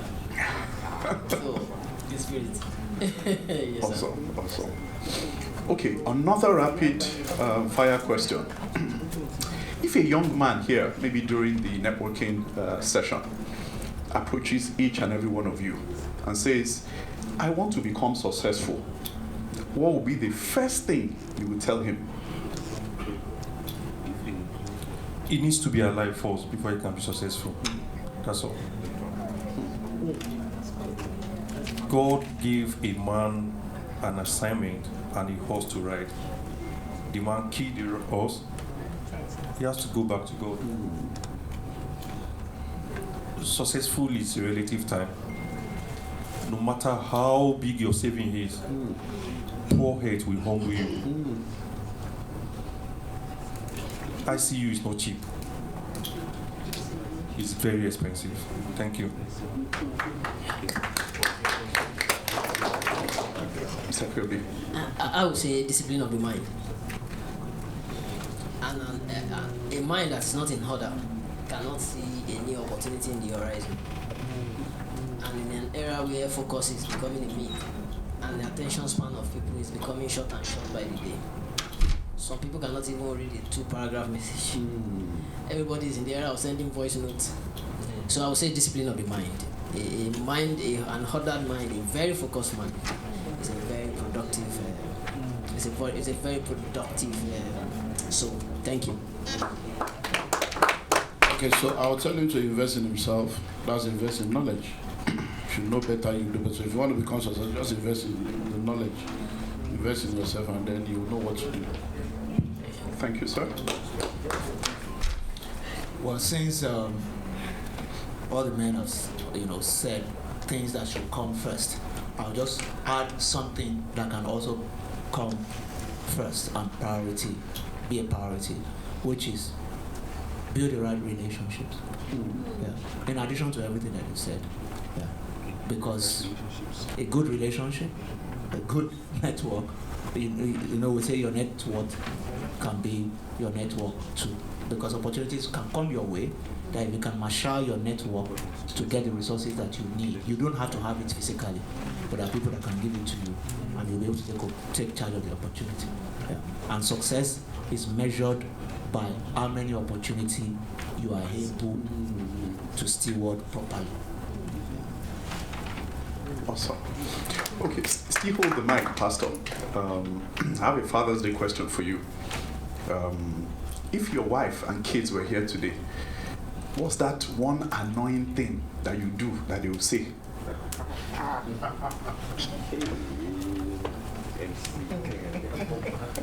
Well, one of the things they will probably say is that if we go out, like this, that if I tell them that we're going to spend 1 hour in that place, they will add another 1 or 2 hours to it. Because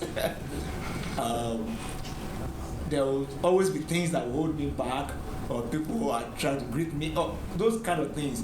So a lot of the time, my wife and kids always say, if I'm going to follow you anywhere, this is the amount of time we want to spend.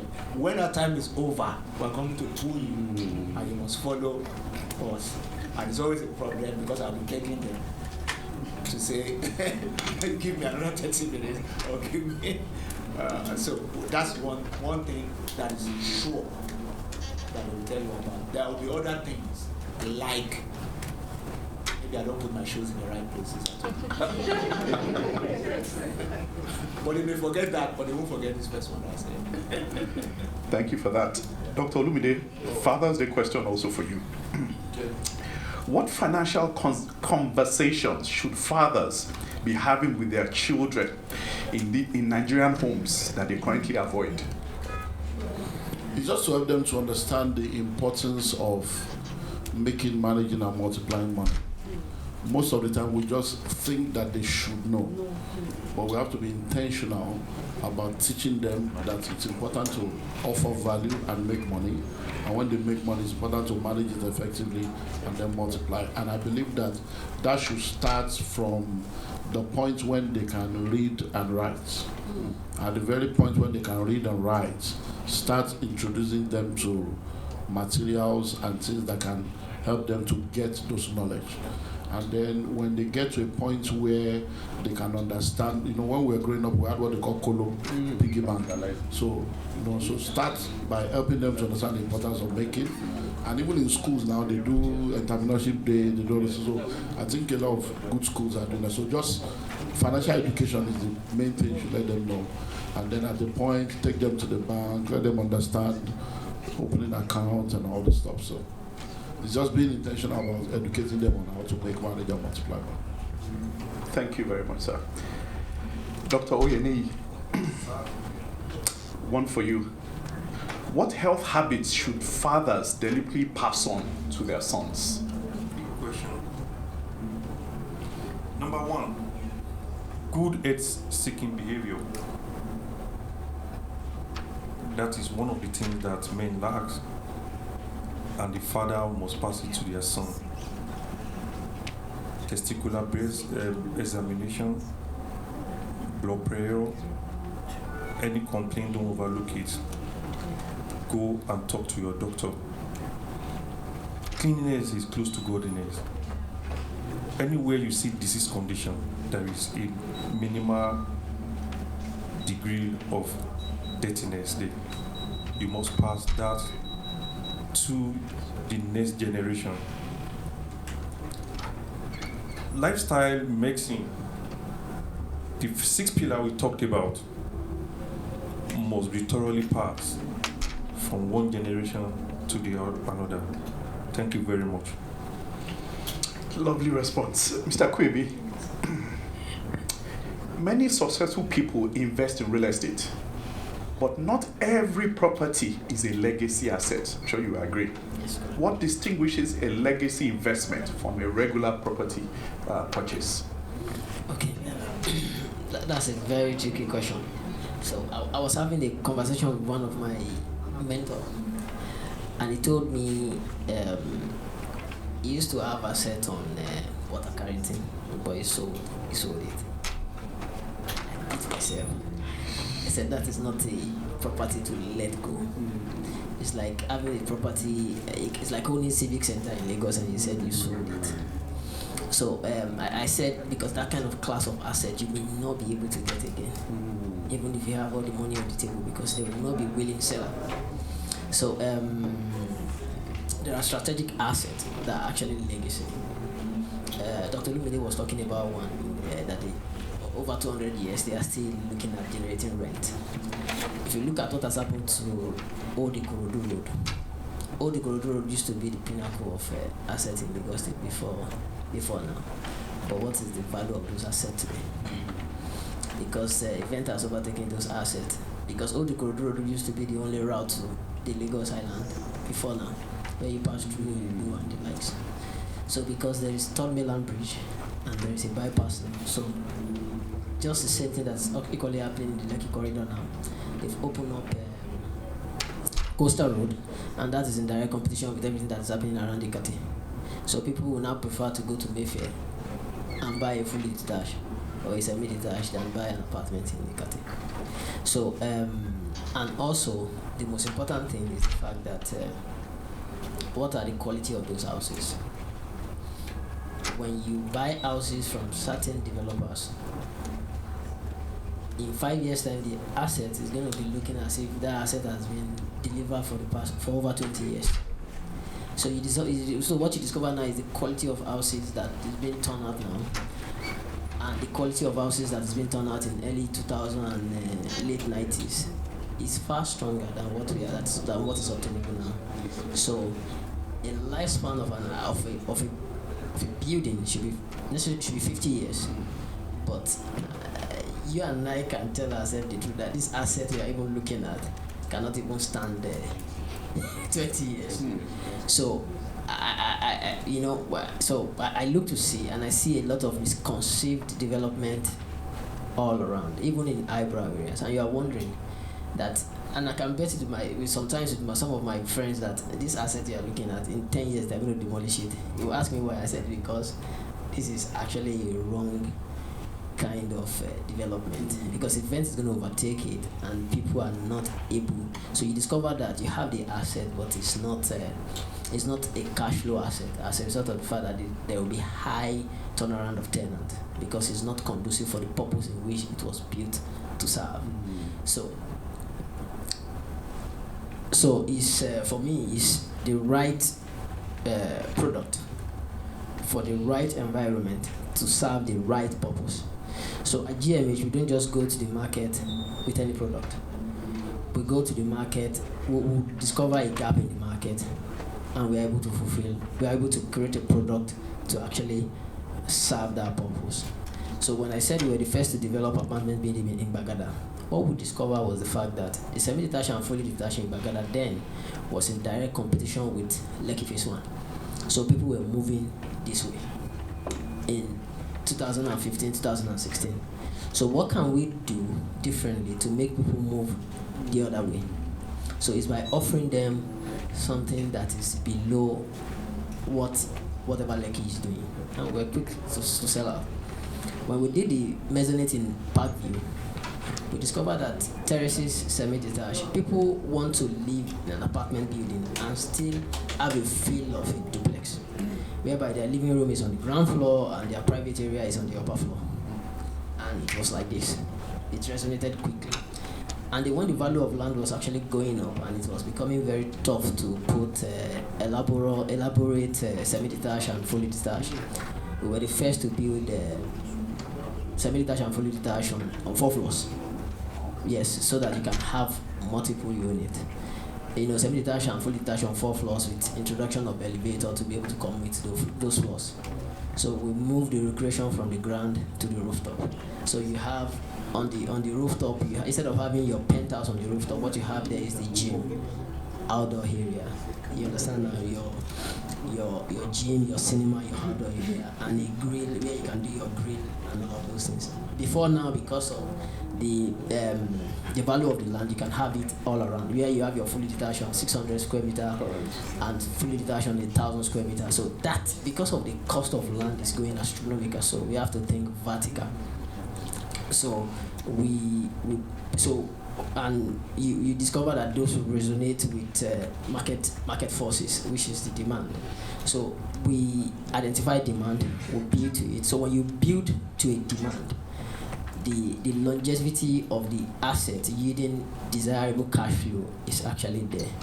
But when you build to lock or to desire against what the demand is, what you discover is the fact that you spend a lot of money in building houses in Lakowe. I say Lakowe is even very good. In places like Ikotun, Adiboluja, you build. It's like putting a mall in a place where you have a sparingly populated area, and you put a 100 lock-up shops. Who is going to occupy those shops? It's like when they did the first Ikota shopping mall, it was a success. By the time they did the second one, just a few kilometers down the line, and it failed. Do you understand now? Because the population as at that time is not ready for that kind of investment. So the investment and the trend has to be right for a property to be a legacy property. And it's not a legacy property if you are not able to pass down an appreciable cash flow from you to the unborn generation. It's not a legacy property. So that will be my response to that. Thank you so much. Thank you so much. Round of applause. Okay, so I have one round of questions for everyone. Thereafter, we can take maybe one question from the audience if you have one. So this question goes to everybody. So, Dr. Oyeni, you can start. There's also a Father's Day question. As we celebrate Father's Day today, perhaps the greatest gift a father can leave is not money, property, or maybe even status. It is the example of a life well lived. In one sentence, what is the greatest legacy a father should leave behind? Good character. Good character. A lot of goodwill. Character, goodwill. Relationship with God. Once they have a relationship with God, good one. Every that will take shape. Awesome. Well, I'll just say a good name. Yeah, so that doors are not being shut against your kids. Because the names you mentioned, people will just run away from you. Thank you so much. Any question from the audience? Okay, can we have a roving mic to him, please? There's a mic on stage. Oh, thank you. Okay. Good evening, all. My name is Benjamin Warika.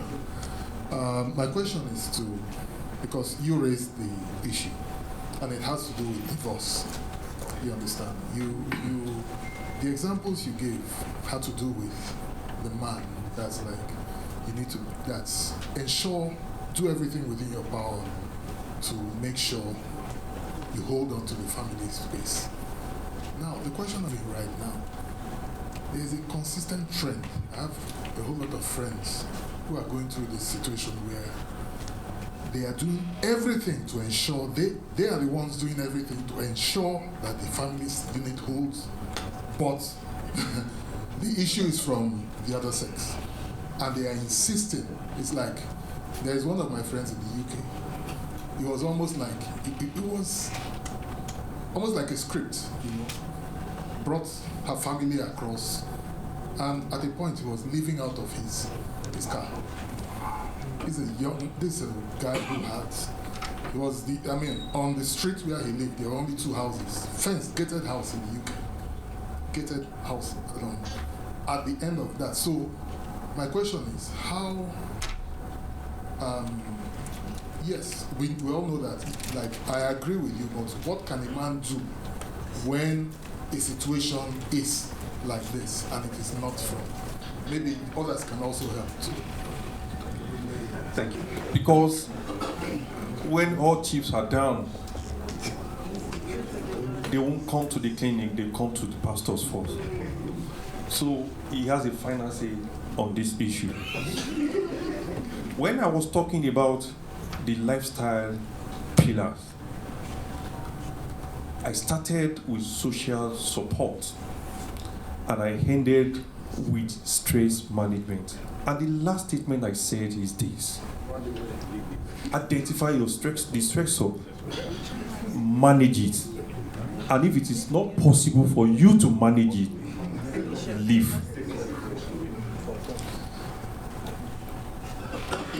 You see, the concept of marriage, by the way of training, I'm a family physician and I'm an emergency physician. I have almost 30 years experience in practicing. I have sat down with family conference, family issue, genogram being drawn, used to manage issues at home. Things we are exposed to, information we hear, I cannot be saying it outside. And I know that marriage is in trouble. Honestly, in the next 20 years, I don't know.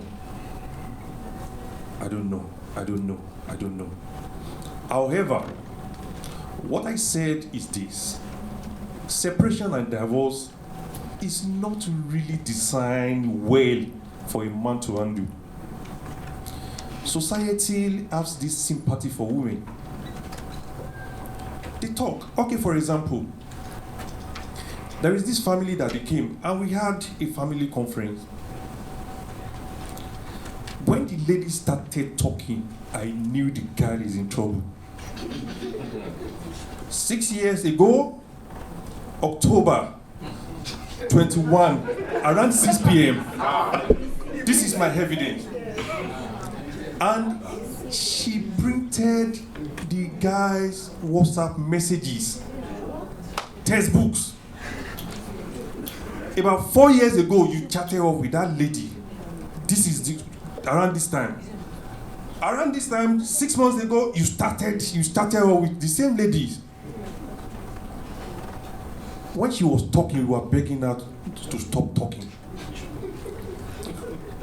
Guy, your own side, I'm a man. It's a taboo for us to talk like this in front of our wife. And I looked, I said, this is trouble. Is this what you want to say? He said, yes. He doesn't have anything to say. I just want to see my children. And the woman's bent on, you can't see these children. That's the tool. The man was distressed. Oh, I don't want this marriage. Oh, sorry, you can't have access to these children. And we were begging the woman, please allow this guy to see these children. Honestly, but occasionally, what I focused on is let every man has emotional deposit into your emotional bank account. Let everybody knows that, oh, you have tried. communicate better, listen better, give more appropriate time, quality time for the family. Listen to your wife. Even when she's wrong, apologize. Why? Because a man needs to be selfish. Because we know that it is this man that will be much more affected if this happens. However, I identify this stressor, manage the stressor, and if it's not manageable, please walk away from the stressor. Pastor, sir? Thank you, Doctor. I think you've answered the question well enough. I know you're trying to strike the balance, which is good. Our world is changing, and it's changing very rapidly. And it's just like the story in the Bible where they say white men slept. They sowed tears, amongst the wheat. Yeah. And they will not consider anything sacred. So that's why the coming generation, they've lost value for sacredness. And marriage is supposed to be a sacred institution ordained by God. Yeah. But they don't see that sacred. That's why they can walk in and walk out at will. Whenever you see anything sacred, you don't treat it like any other thing. Yeah. So that's the issue we're dealing with. I'm just building context so you understand. And when you're in perilous times like these, you have to engage the wisdom of God. And I think it starts from people not being, pedestrian about relationship decisions. Because the moment you just marry anyhow, it can end anyhow. Yeah. So, but situations around us even are creating more opportunity for people to marry anyhow. In the last how many weeks or so, I have had many more people that have asked, who have told me, young people, I'm now in a relationship, and I said, so where did you meet the person? Online. Online is plenty now. And I keep telling them, you can start it online, but bring it to real life quickly. Yeah, with parents, family, and friends connecting to it quickly. Because what you cannot see, your friends will see, your siblings will see, your parents will see. The pastor may see also. Yeah. So if we clear all that, we're building a good premise to build relationships on. This thing that you described will continue to happen. What we're saying here tonight is not that nobody should divorce. No. There are things that must have necessary ending. There's something called necessary ending.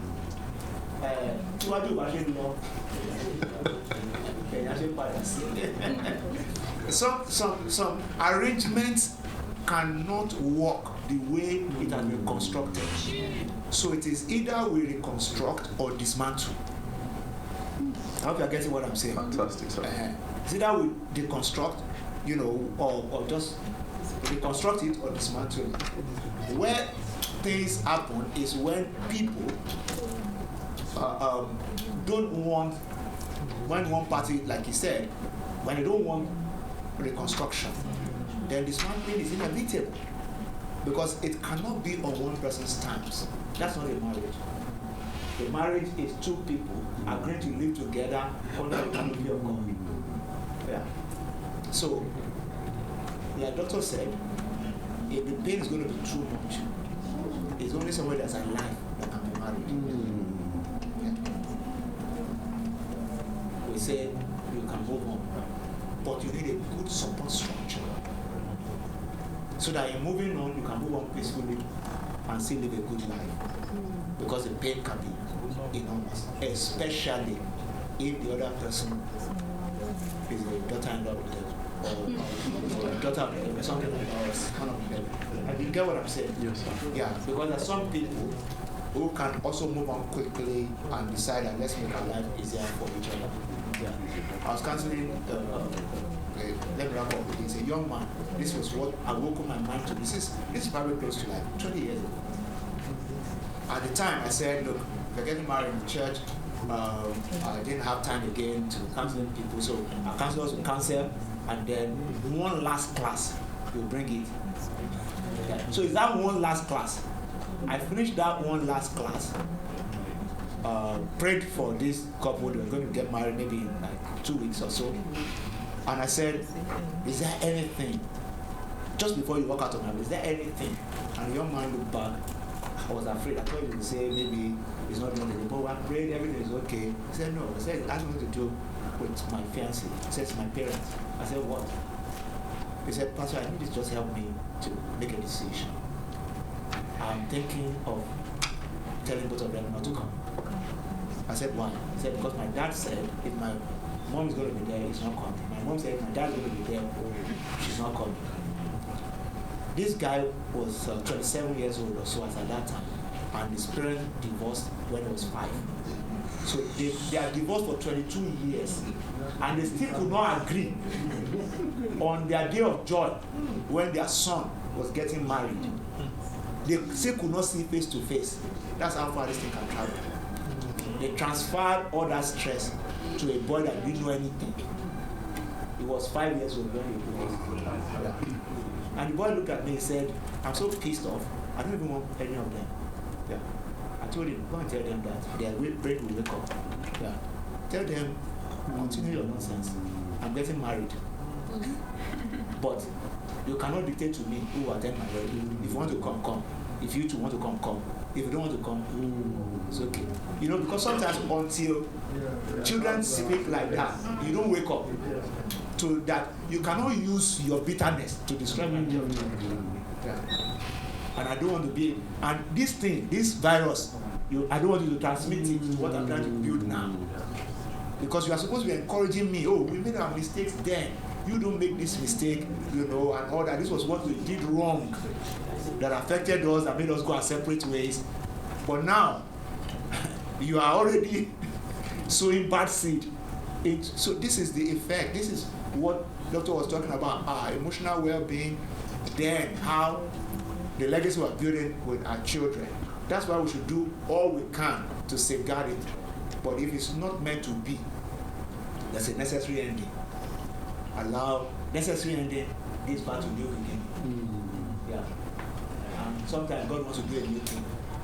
Allow him to do it. God bless you.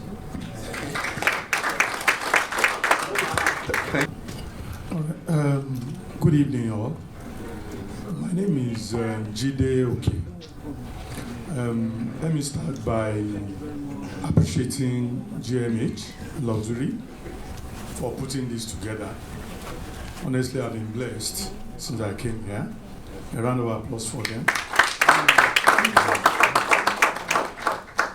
All right, and I want to ask, particularly for that on medical, from the doctor, is it possible for us to get the online copy of that presentation so that for those of us who are privileged to be here, we can have the benefit of having that presentation so we can digest it properly? If we can get that, I'll be happy. Now, my question. You spoke about the still riding on the same topic that the pastor just talked about, issue of divorce, separation, and all of that. And because we are treating we are treating a very good topic of family, and we are discussing a man as a father, and that's why it is important that we discuss this.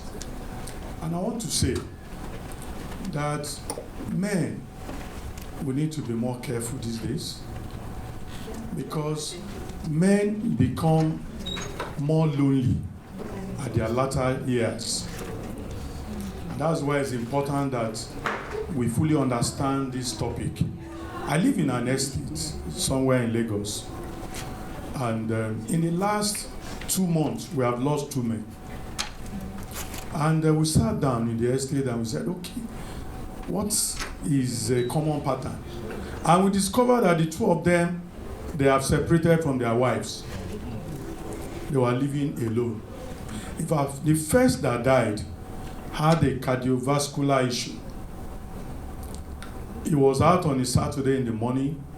He went back inside in his house. He was living alone. And he lay down on the couch and he died that Saturday. Nobody was with him. It was on Sunday that people discovered that he had died. And he died with his hand on his chest. Maybe doctor can explain that. Maybe he had some kind of issue while he was lying down. The second one had some ailment, nobody to help him.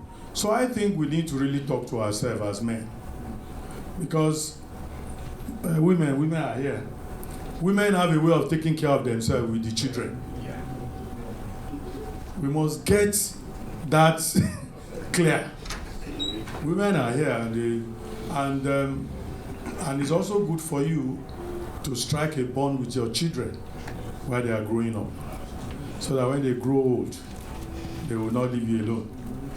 And of course, you talk about pillars and all of that. You need to work on them. Very important. But there are times, I think Pastor hit it on the head by saying there are times when there are necessary endings which become inevitable. And lawyers call it a time when the marriage has broken down irretrievably. And when it gets to that, because I'm a lawyer, when it gets to that stage, there's nothing you can do but to ensure that you let everybody go in peace. But how do you, if it becomes necessary, with the background that I've introduced, you may have a hangover to even go into another relationship. You will be scared. So, and that's what I'm throwing to the panelists. How do you go to the route again to say you want to, hey, I want to enter into this thing again? How do you manage it? Is it the doctor you talk to, or the pastor, or a therapist? Who do you really talk to? That's one question. Secondly, still talking medical, you talk about there's something cancer. Others we know them, but this test through whatever. I want to know, what are the triggers of that particular one? Because you are talking about lifting one leg. And what are the likely symptoms? Because I'm not too familiar with that one. Thank you so much. Thank you, GMH. I'm also a quantity surveyor, so we can do business together. Complain too much, they said this is not the way a man talks. It's quite unfortunate. And the people we are dragging away, in terms of age, they are stronger than horse. I told you they produce more immunoglobulin than horse. It's natural. X chromosome produce immunoglobulin. We have one, they have two factories. Number two, they bear pain more than us. They started menstruating at the age of 9-10. They have this monthly dysmenorrhea, painful menstruation. So they are used to pain. We are not. I'm sorry. I'm sorry. The pain of childbirth, almost 70% of men cannot bear it. They go in one time, they come back, second time, they are still requesting to go another third time, another fourth time. So, one way or the other, nature are preparing them for battle. Emotional battle. If you know you cannot do that, emotionally you are not strong enough for that, I don't know what I'm going to do if somebody take away my son. I won't see patient tomorrow. I won't. For the past 4 years, I've been having some issue with my blood sugar. It's my wife that prepares my drug. drop it every morning, I won't fight, sir. No, I won't.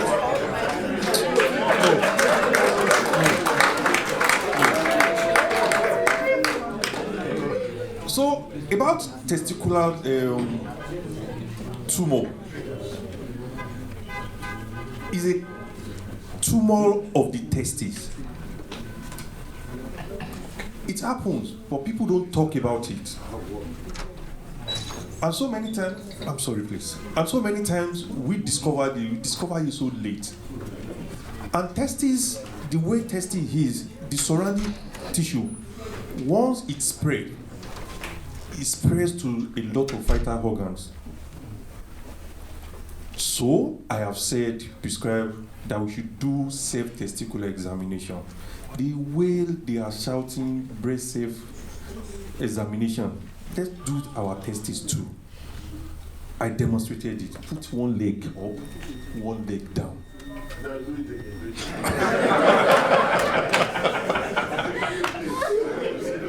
Like this. Bring out your testes. Look at the skin around the testes. Is it changing? Does it have pudderine like the back of the orange? That's one. Number two, does it have a discharging sinus? Is it pus or something coming out from it? Number three, when you press the testes, is it hard? Is it bigger than the other collateral testes?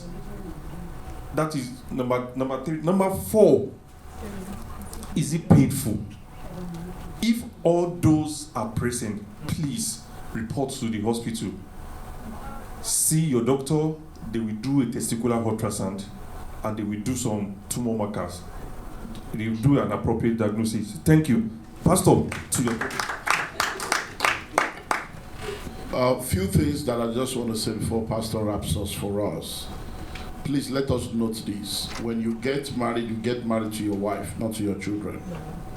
The children will come to meet the two of you, and then the children will leave the two of you behind.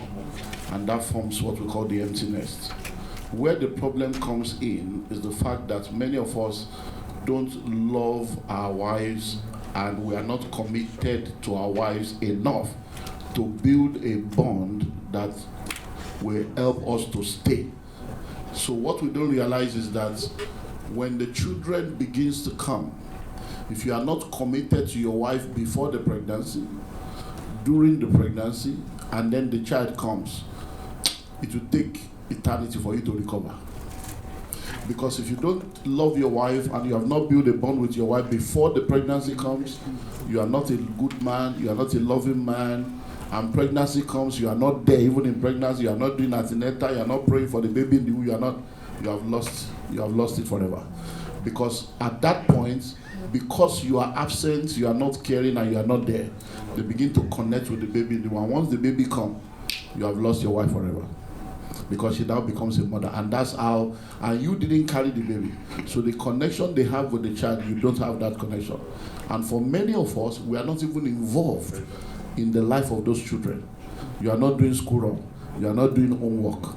All you do is bring money. You have otishi. Because at the end of the day, you are the one bringing the money, but she's the one paying the money. So when they are going to buy socks, you are the one that brought them up, but she's the one that took them to the store. From the mind of a child, they don't understand where the money comes from. You are not there. That's why Mother's Day is better than Father's Day. All of you were forcing them to remember today now, but they have done through this year already. Not too much now. So you begin to miss it. So by the time you are paying school fees, you brought the money, but you did not go to pay. They are buying shoe, they are buying bottle, buying bag. You are not there. They are buying uniform. You are not there. So at the end of the day, it takes only a good wife that you have loved and cared for to say, go and thank your daddy. Oh. His daddy have paid your school fees. Oh. Many of them will not do that because you have already failed before the child came. So they're already plotting the graph of your shame. No, true, I'm telling you. I've been in this thing for so I'm telling you. So by the time they do that, the children don't know what you have done. Then you don't do school run. you don't do homework, you are not in PTA, you don't know the name of their teacher, man, you have missed it forever. Now, what they now also do, one is in London, one is in America. You will end up alone here because you have never. So the key is to love your wife, is to be a good husband, to love your wife in such a way that even when the children are calling, say, no, stay with your family, I want to stay with my husband. Or else at the end of the day, you'll be alone like that and die alone. And at that point, when you are not even a Christian, double jeopardy. You can't do side chick, you can't be a side cock, you can't have polygamy, so your case is finished. So your best option is to love your wife and be a good man and stop doing all this African nonsense. Because, Pastor, wrap up, share the grace.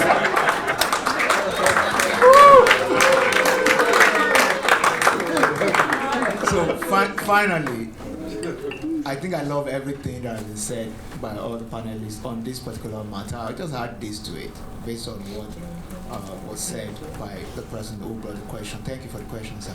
I'll say this. From the context that you painted to us, plus what Dr. Olumide Emmanuel said, we need to build our own support system. We have to be like Noah. We build a ark before the rain. And that's what he was also trying to say. So loving your wife, like you said, excellent, is the primary thing, so that we can be one cohesive force and we can build the ark together, knowing that at the end of the day, we're going to be alone together. But life happens. If a man suffers divorce, even in old age, like after 60, if you build a good support system around yourself, with friends, you will not also be alone like that. Because sometimes especially when we're doing very well, I used to have a friend whose dad was a federal PAMSEC in the 80s. They lived in the Koyi here. The man, high flyer. The man was this high flyer. They were the ones that did, I think it was Ministry of Works or something, all kinds of things. Eventually, most of the super PAMSEC then, when they retire, those were the people that went to Surulere and built nice houses in Surulere. This man died in his house alone in Surulere. We were already graduates when he left his wife. They were already in their late 60s or 70s.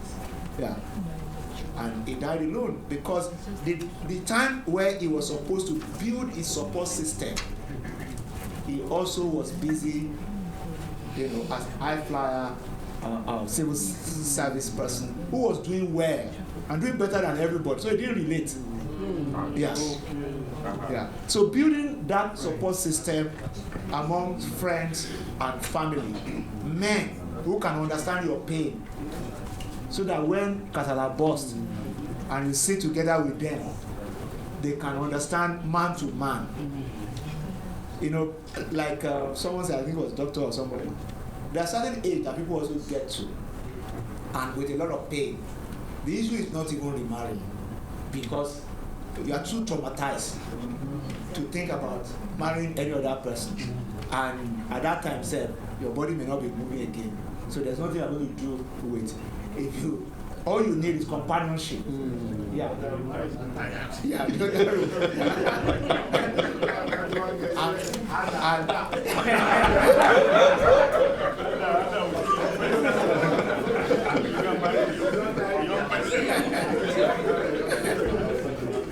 So the best thing is to focus on how we build a support system. That's where things like this and network gatherings and all, living in an estate, not being isolated within the estate, connect with other men.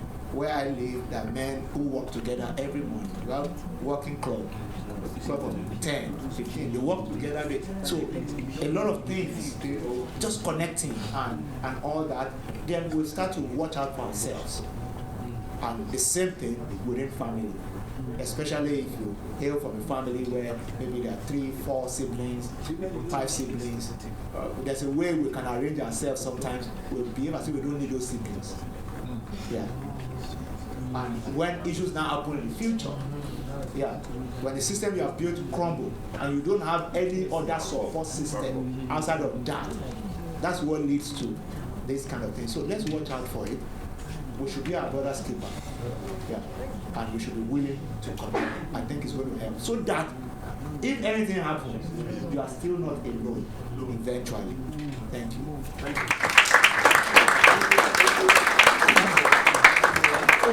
Ladies and gentlemen, thank you. Sorry, gentlemen, thank you so much.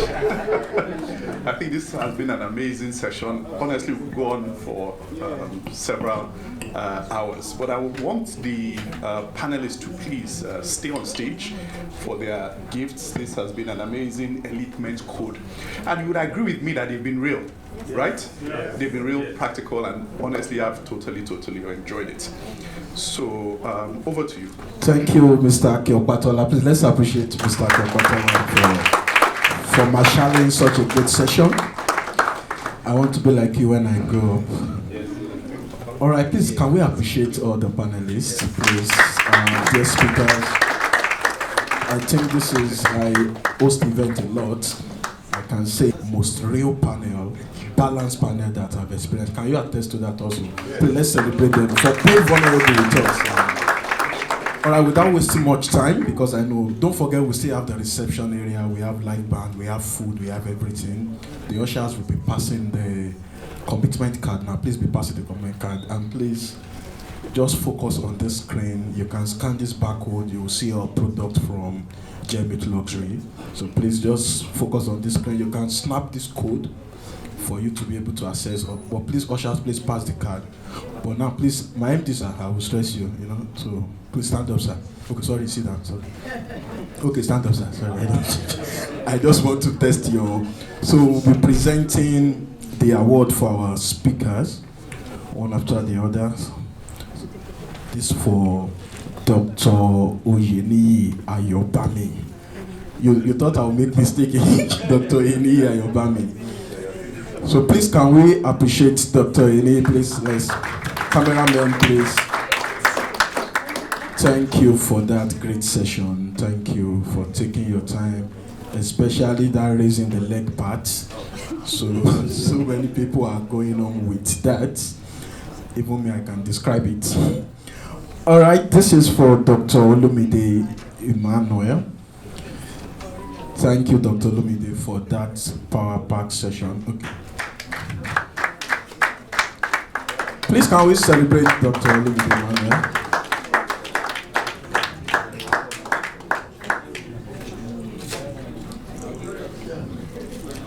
And of course, this is for our ageless pastor, someone that looked the same since I've known him. I don't know how Pastor Godman does it.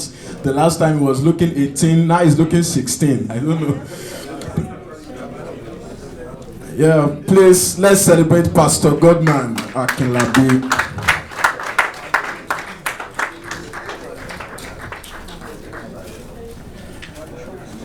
And I think if there's one thing we'll take out of this conference is that we call it an elite men conference, and 65% of what we've discussed is still women. Men, I think there's... Okay, there's a special presentation for Dr. Oyeni.